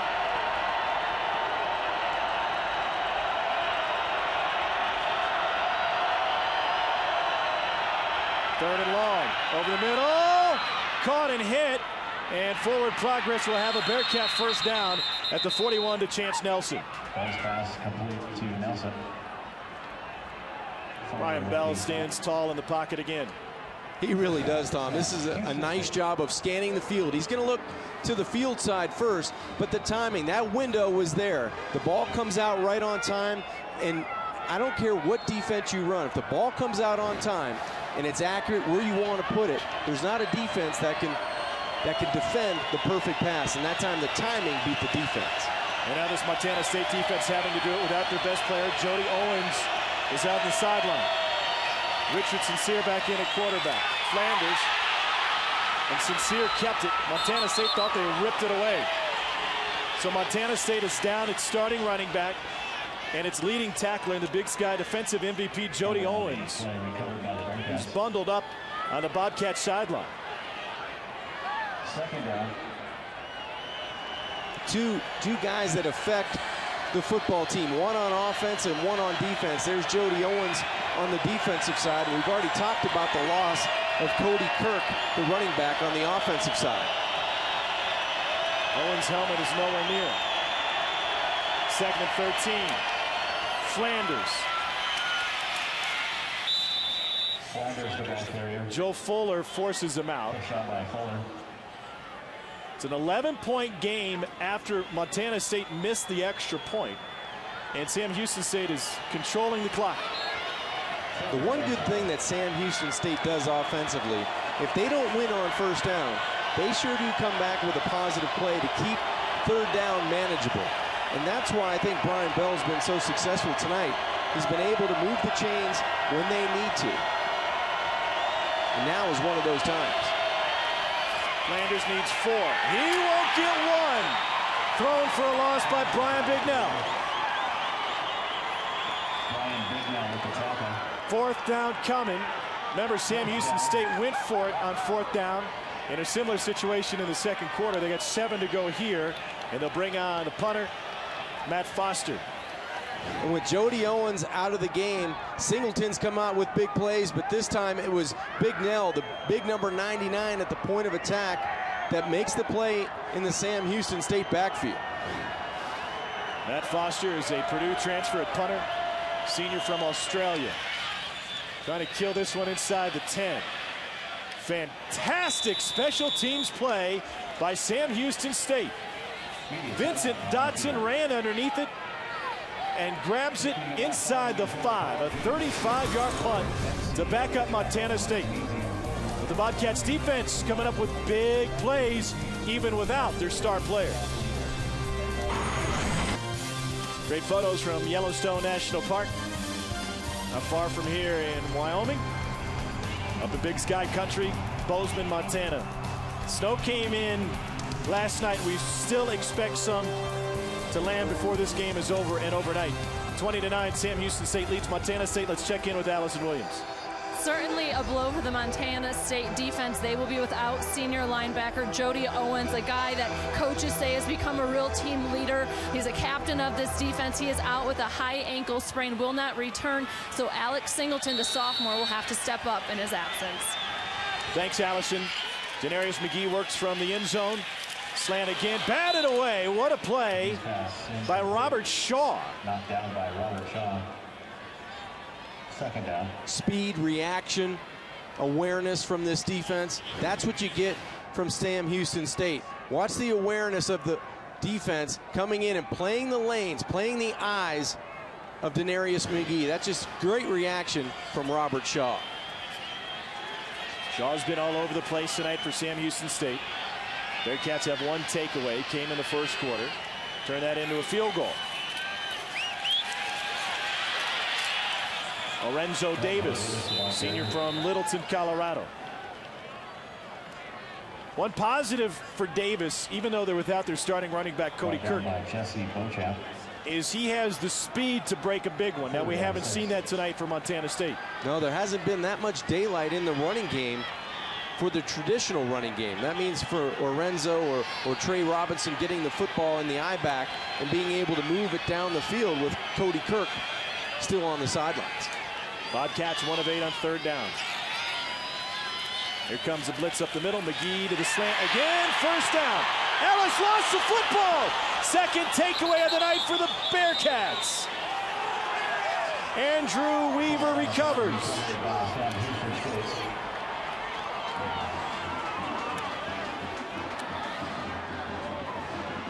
A deflating play after Montana State had the first down. And John Ellis had everything he wanted on the outside. He was able to get inside, catch the football from McGee, but let's credit the effort on the outside of punching the football out by Dak Swanson. He gets that right hand in there right here. He exposes the football, does Ellis, and Swanson does the right thing. He plays the football, and Andrew Weaver gets on top of it. Sometimes you got to get the bounces. Sam Houston has put the ball on the turf 4 times tonight and hasn't turned it over once. Montana State with one fumble and turns it over. Bell will roll. Has time. End zone.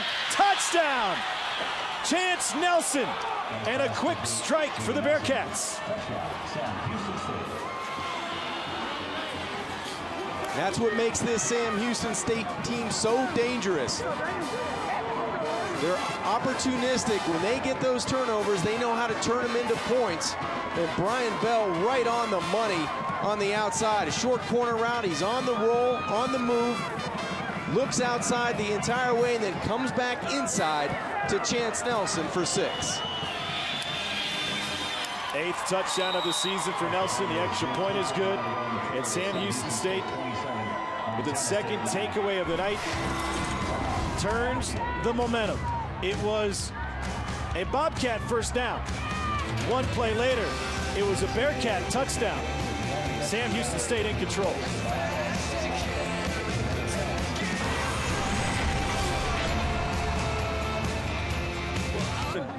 And a shout out to his mom. Why not? Sam Houston State with a 27-9 lead. Chance Nelson, sophomore from Baytown, Texas, and a Texas A&M transfer, helping the Bearcats increase their lead.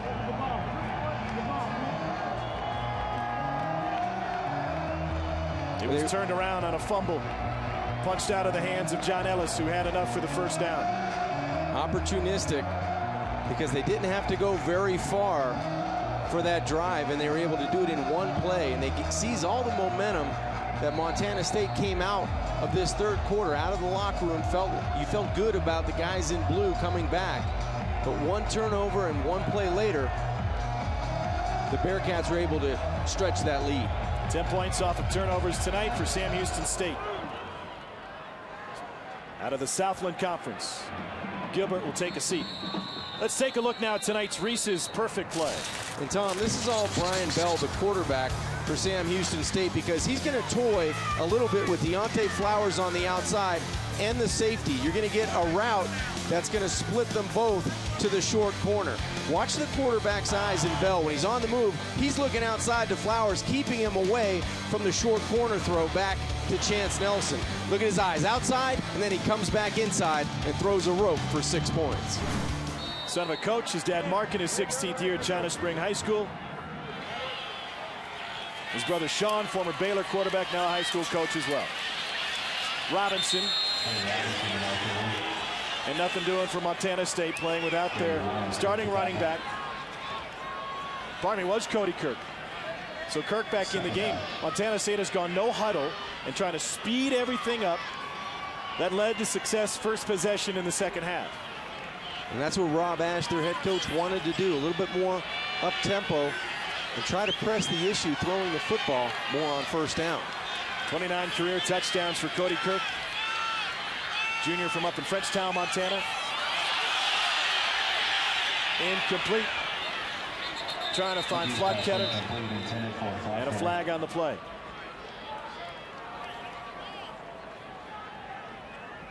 Offsides.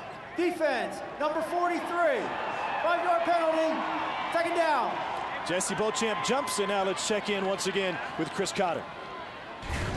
Tom, tonight we had the NCAA soccer semifinals down in Hoover, Alabama. This is Indiana and Creighton, and that's Femi Hollinger-Jansen right there with his 4th goal of the year in the 27th minute. Indiana wins. They'll play Georgetown Sunday at 2 o'clock on ESPNU for the title. All right, thanks, Chris. Pressure on McGee.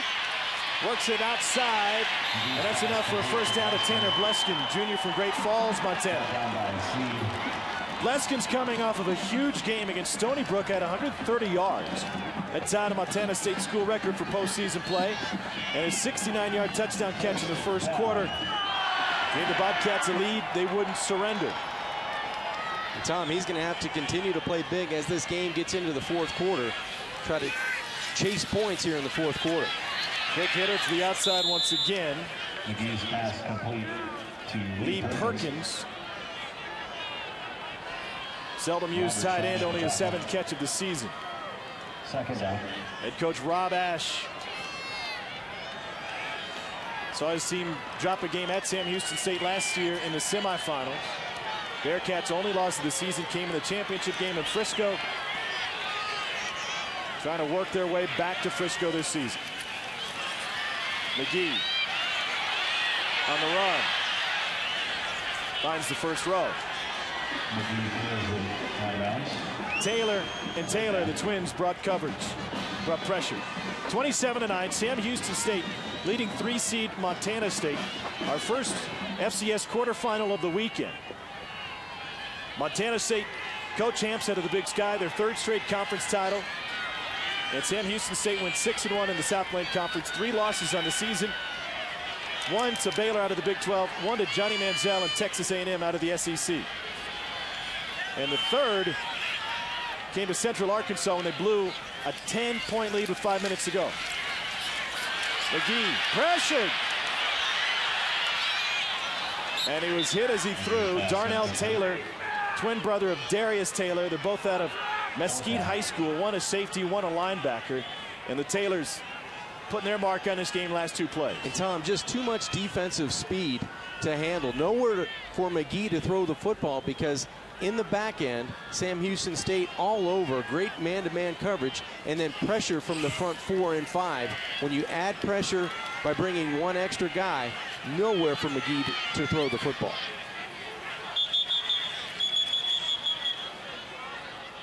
Facing a 4th and 7, false start. Remember, Montana State has already faked 1 punt tonight. False start. 16 on the offense. 5-yard penalty. 4th down. Cole Moore was the man who jumped.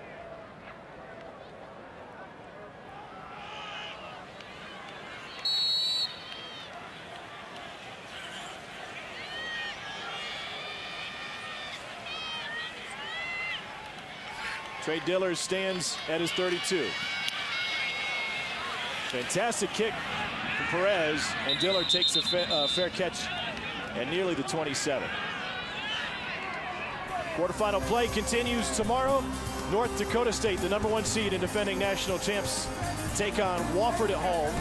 Old Dominion is home against Georgia Southern.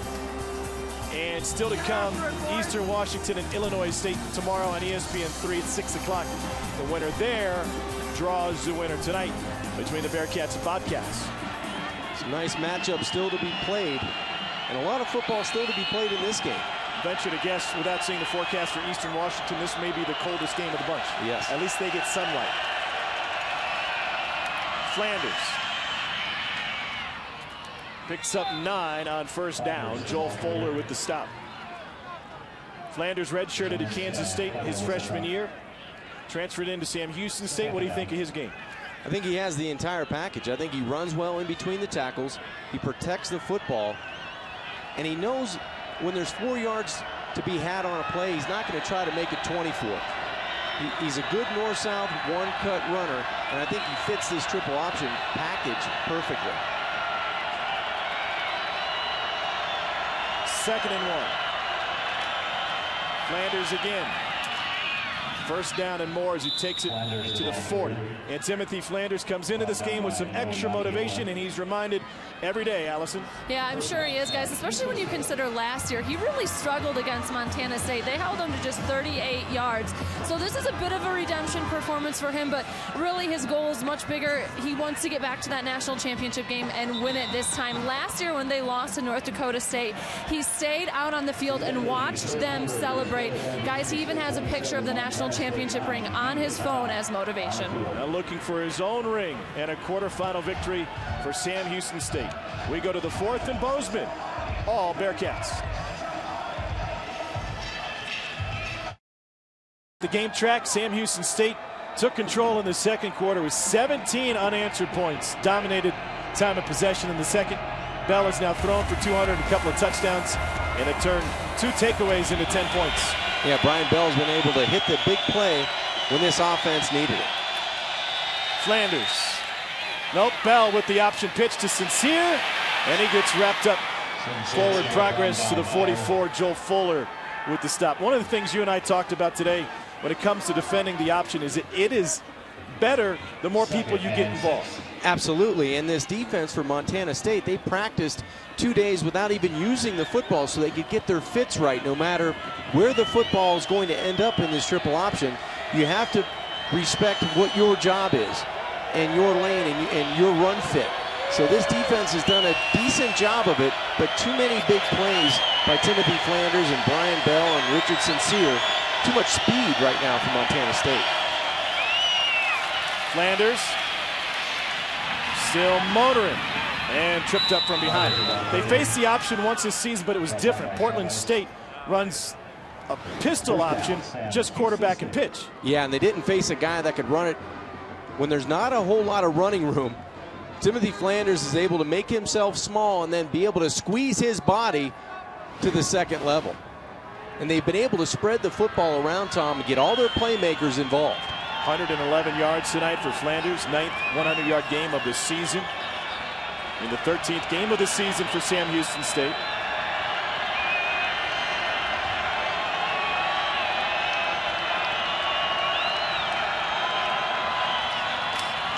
Flanders hit in the backfield, and he gets taken down for a loss of a couple.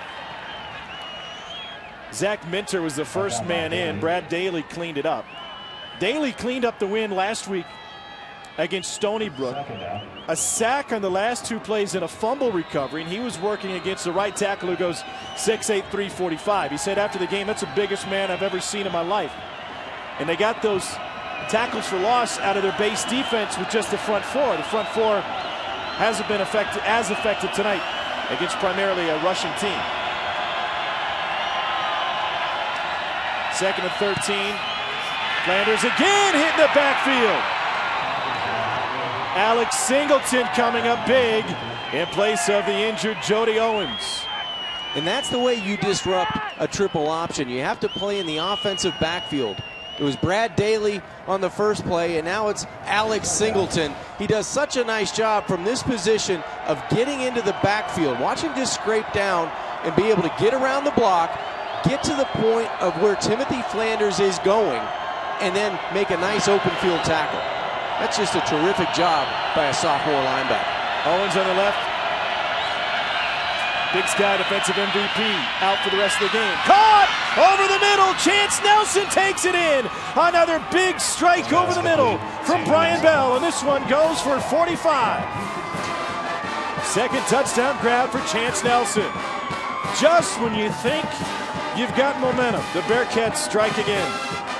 And Brian Bell has been on the mark when he needed to. It looked like Joel Fuller just fell down. Watch 5 in the back. He just falls down.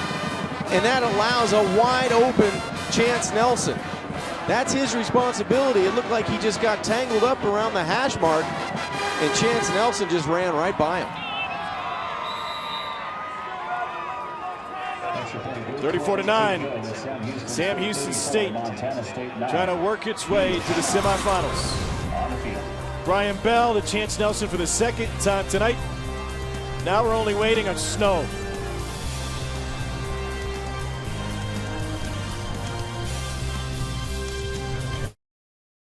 Only loss of the season last year for the Bearcats of Sam Houston State. Another look at the Bearcats' last touchdown. Well, Chance Nelson's going to be in the slot here, and Fuller's the safety to that side. You're going to watch this route. It's really like a skinny post, but I think that Fuller thought Chance Nelson was going to go to the corner right here, and he gets his body going one way, and I think his legs just got tangled up because Chance Nelson is wide open down the middle of the field. The only thing you could think of is that Fuller was trying to guess the route or jump the route to the outside, but Chance Nelson had other ideas. He was going to the skinny post for 6. Couple of touchdown passes for Brian Bell tonight.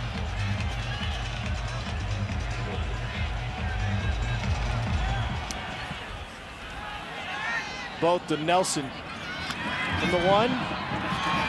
Sean Johnson. What do you think Brian Bell's mom would say about that skinny post? I think she likes it. Yeah. I think she's going to get Willie Fritz on the bat line. Said, call that one again. Always work the skinny post against the 2 deep. Absolutely, it's one of the places you can afford to go. And I believe that Joel Fuller thought the other place is the corner. So they've run so much smash route, which means the outside receiver is going to run a 5-yard route, kind of hang down low where you have a corner behind it. But Brian Bell was able to keep his eyes down the field and find Chance Nelson. Brian's having a nice evening here in Montana. 23 yards per completion tonight for Bell. Denarius McGee lets one go outside, complete. Grab by John Ellis. 12 minutes to go in this game. Montana State doesn't have any time to waste. They were effective in their first drive in the second half, going no huddle, and they'll try to do it again.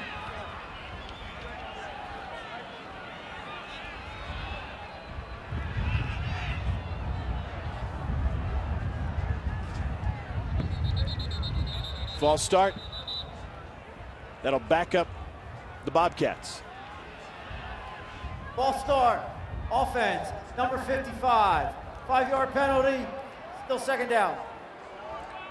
Well, Sam Houston State defensively deserves a lot of credit tonight for what they've done against Denarius McGee and Montana State. Well, they do it with speed and tenacity.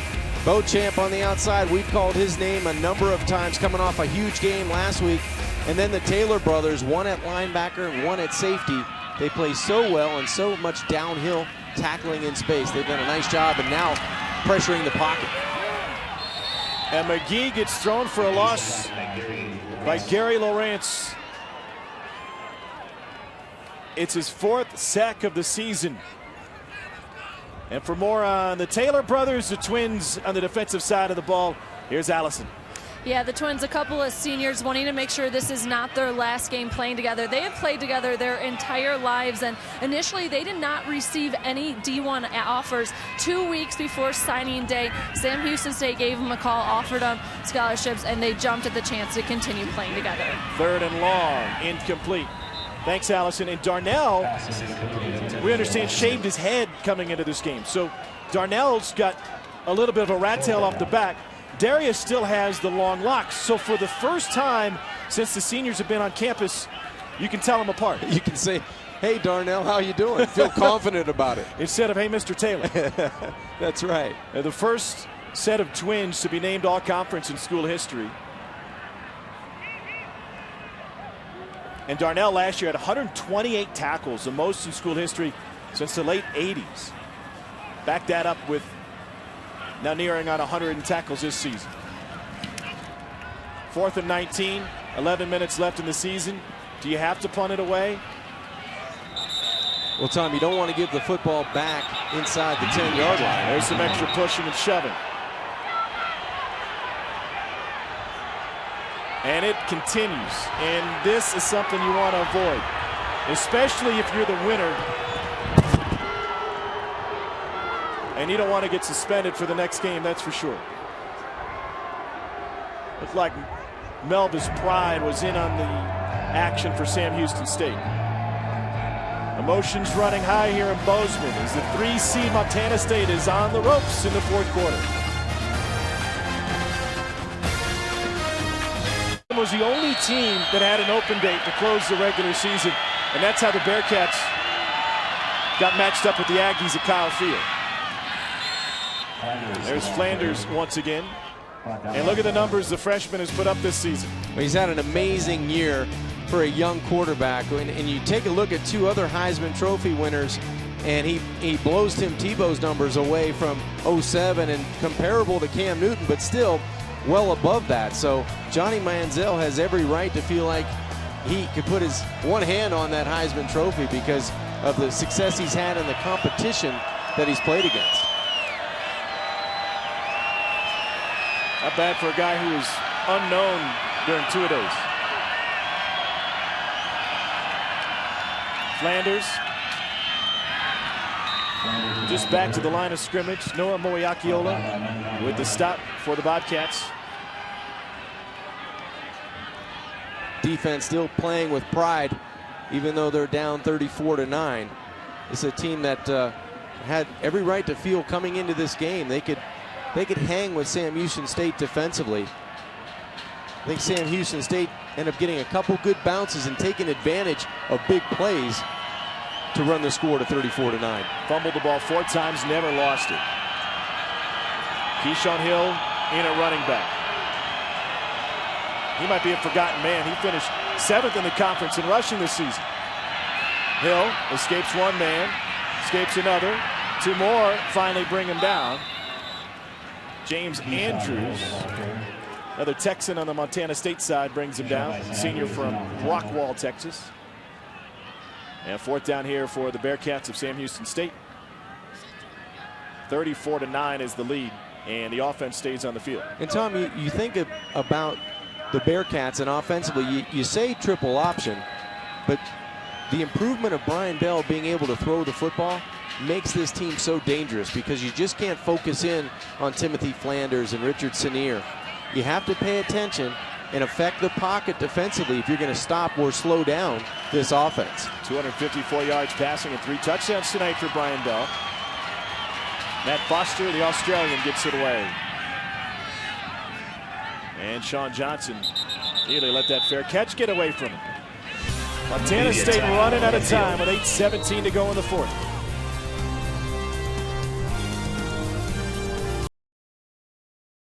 Hey, great skiing in Big Sky Country. The Bridgers open today.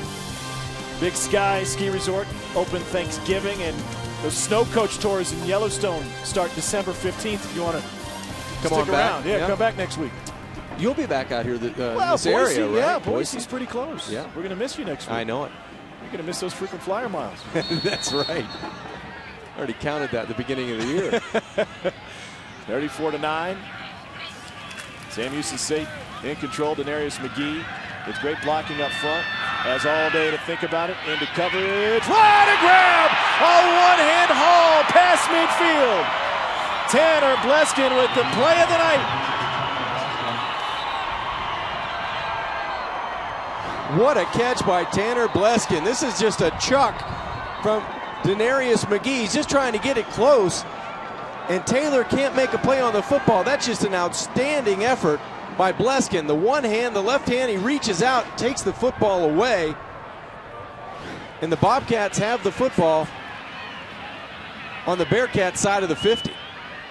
Andrew Weaver is the injured Bearcat. The coaches told us that they want Denarius McGee to take calculated risks based on uncertainty. Meaning, if you're not certain of making a play, don't make it. But if you know what the risks are, it's kind of like pulling out the 3-wood on a par 5. If you know what the risks are and you want to haul off, go for it. You know what, Tom? With 8:07 left to go in this game and your season looks like it's not going to continue next week, you have to take risk. You have to be able to push the envelope down the field and count on players like Tanner Bleskin to make plays for you. Denarius is in the pocket. He's just trying to make a play. He's looking for another blue jersey, and he says, you know what? I got to give him an opportunity to go up and make a play. And that's what Bleskin did, the junior wideout. He has good size at 6'3". He high points the football and makes a terrific one-handed catch. Junior out of Great Falls, Montana, CM Russell High School. Here comes a blitz straight up the middle again.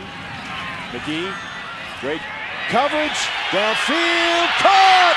Inside the 10 is Flatketter. The offensive line's giving McGee time to throw. And that's the key to back-to-back chunk yardage plays down the field. McGee has time to sit in the pocket and let his receivers that were covered initially break off of their routes and make a play down the field. Back-to-back 43-yard plays from Denarius McGee. 1st and goal now for Montana State. And now you run the quarterback. Pressure from the corners. He tucked it and get thrown for a loss. The Taylor brothers in on the stop. Darnell and Darius. You get in this red zone, and Sam Houston State has so much speed. You want to be able to spread them out and give McGee at quarterback an opportunity to run or throw the football. If he finds a crease, let him tuck it in and try to get it with his legs.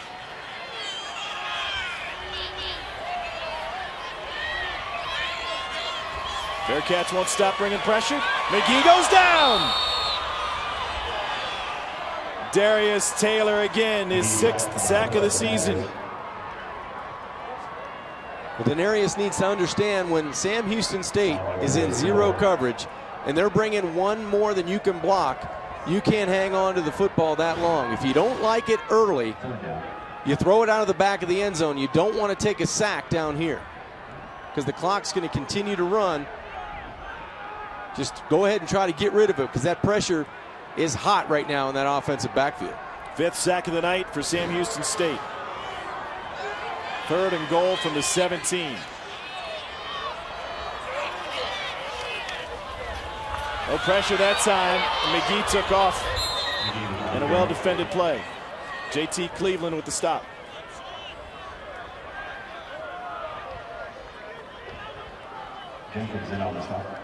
I think they ran the quarterback draw expecting another blitz. Well, they did, but the key was to run it after that consecutive 43-yard gain. That was the time to run the quarterback draw, not when after you take a sack and you really have to go almost 20 yards for the touchdown. 4th and goal. Montana State will go for it. Pick your best matchup man-to-man and go for it. Touchdown! John Ellis.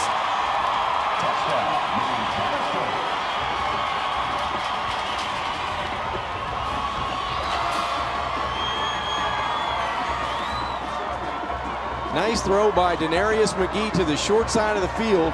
All John Ellis did was run that slant. He got inside of the defender, Dak Swanson, at the bottom of the top of the screen. He was able to get inside of the pressure and put his body in a good spot to make that catch.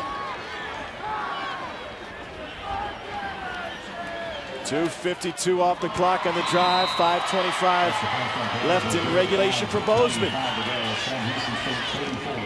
2 huge plays from Denarius McGee. Tanner Bleskin with the circus catch for a 43-yard pickup. And they go right back to the air again. This time it's Flatketter. And it set up this touchdown strike from McGee to Ellis. Sam Houston State leading Montana State 34-16. 5:25 left. And a scoring drive led by Denarius McGee. 6 plays, 91 yards. All through the air. 2:52 up the clock, and Ellis with the touchdown catch. SportsCenter's coming up as soon as we're finished here. If you want to catch it now, you can flip over to ESPN News.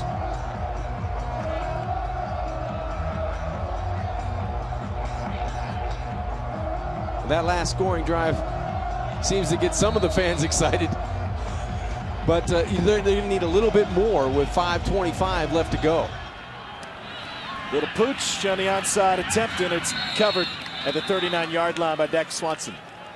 That's okay. He'll stay warm because he's keeping his head covered. That's right. Here's a look at our brackets. Don't forget, tomorrow, 4-seed Old Dominion will be home in Norfolk, Virginia against the 5-seed Georgia Southern at noon on ESPN. North Dakota State takes on Wofford on ESPN 3 at 3. And Eastern Washington is home against Illinois State, 6 o'clock Eastern on ESPN 3. Illinois State at large out of the Missouri Valley Conference. Here comes that winter weather.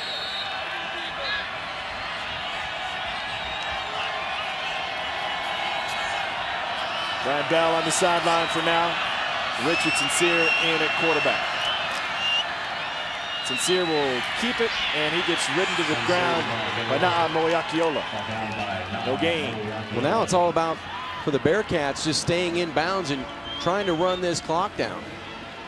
The Bobcats have all 3 timeouts remaining.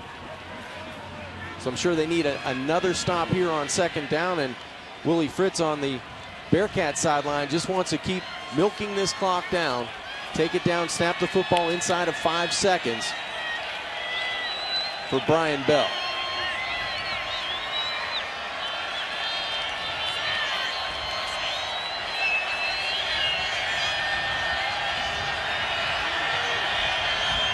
On 2nd and 10. Pitch to Keyshawn Hill. So with a win tonight, Sam Houston State will advance to the semis for the 2nd straight season. Last year they had to go through the Montana schools to get there. The favorites to wait for them would be Eastern Washington, tied for the Southland Conference title with, tied with Montana State for the Big Sky title, but held the tiebreaker over the Bobcats. They'll be at home on the red turf. Well, Tom, if you're going to beat Sam Houston State, you're going to have to stop number 11, because he's been able to dish the football in this triple option. He's been able to beat this team in Montana State throwing the football. They wanted to bring the pressure on 3rd and 2. Zach Minter may not have been the only one who crossed the line. Offsides, defense, number 96, 5-yard penalty. That gives us a 1st down. 3 timeouts remain for the Bobcats of Montana State.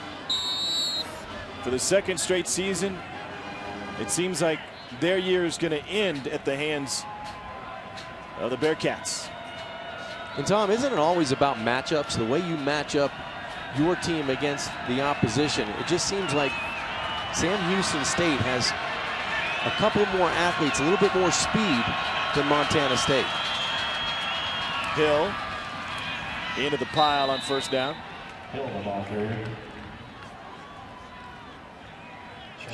2012 NCAA Division I Football Championship continues next weekend with semifinal games on December 14th and 15th. Both games will be on the ESPN networks. For more information, go to ncaa.com, the official online home for all 89 NCAA championships.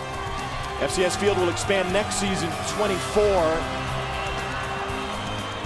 With 11 conferences that participate in the postseason, 1 more automatic berth and 3 more at-large berths will be available. Straight ahead, Keyshawn Hill, sophomore at Klein High School. Pickup of 13. And really, Keyshawn's been the guy that's been quiet for Sam Houston State on the offensive side. It's been more of Timothy Flanders and Richard Sincere who's been getting those yards on the ground. Flanders does get over 100 yards at 106 on 31 attempts. and the rushing yards as a team just favoring the Bearcats. Ground game proved to be the difference tonight for Sam Houston State. Montana State had a short week to prepare for their option attack. Ridgeway Frank, first carry of the night, nothing doing. Montana State has been in the top 10 for 27 straight weeks. 3 consecutive Big Sky titles, matching a team from the late 60s of the best string in school history, and they've done it versus the run. They've held Stony Brook to 150 yards below their season average, and 4 times this season held their opponents to under 60 yards. That was not the case tonight. Sports Center coming up next. 1:40 to go in Bozeman.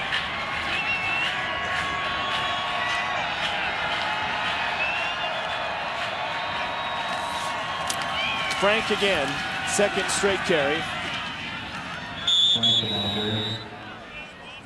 Well, the Bearcats started their weekend with a snowball fight at the team hotel as soon as they landed here in Bozeman. And they'll end it with a fun flight home.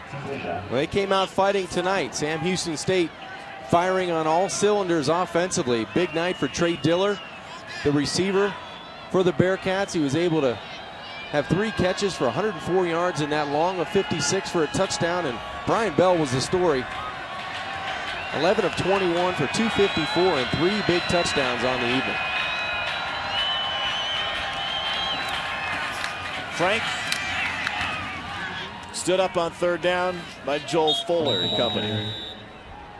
This will be the 3rd straight week Montana State will score 16 points. They won the first 2 thanks to some takeaways, but in offense, it was 7th in the nation in scoring, held to just 16 again tonight. And head coach Rob Ash knew at halftime he needed to change something up. He knew the team speed of Sam Houston State might have been a little bit overwhelming in that first half, so he wanted to come out and attack, and they faked a punt, tried to get into the game, couple big plays, but come up a little short here in the quarterfinals. Bell will run out the clock and take a knee. A school record 29 wins as a starter at Sam Houston State. If he can make it to 31, they'll be national champs. 34-16, Sam Houston State comes to the cold in the Big Sky country and comes away a winner. Flanders and company with a 34-16 victory. Big plays the difference, and the Bearcats get the winner of Eastern Washington and Illinois State.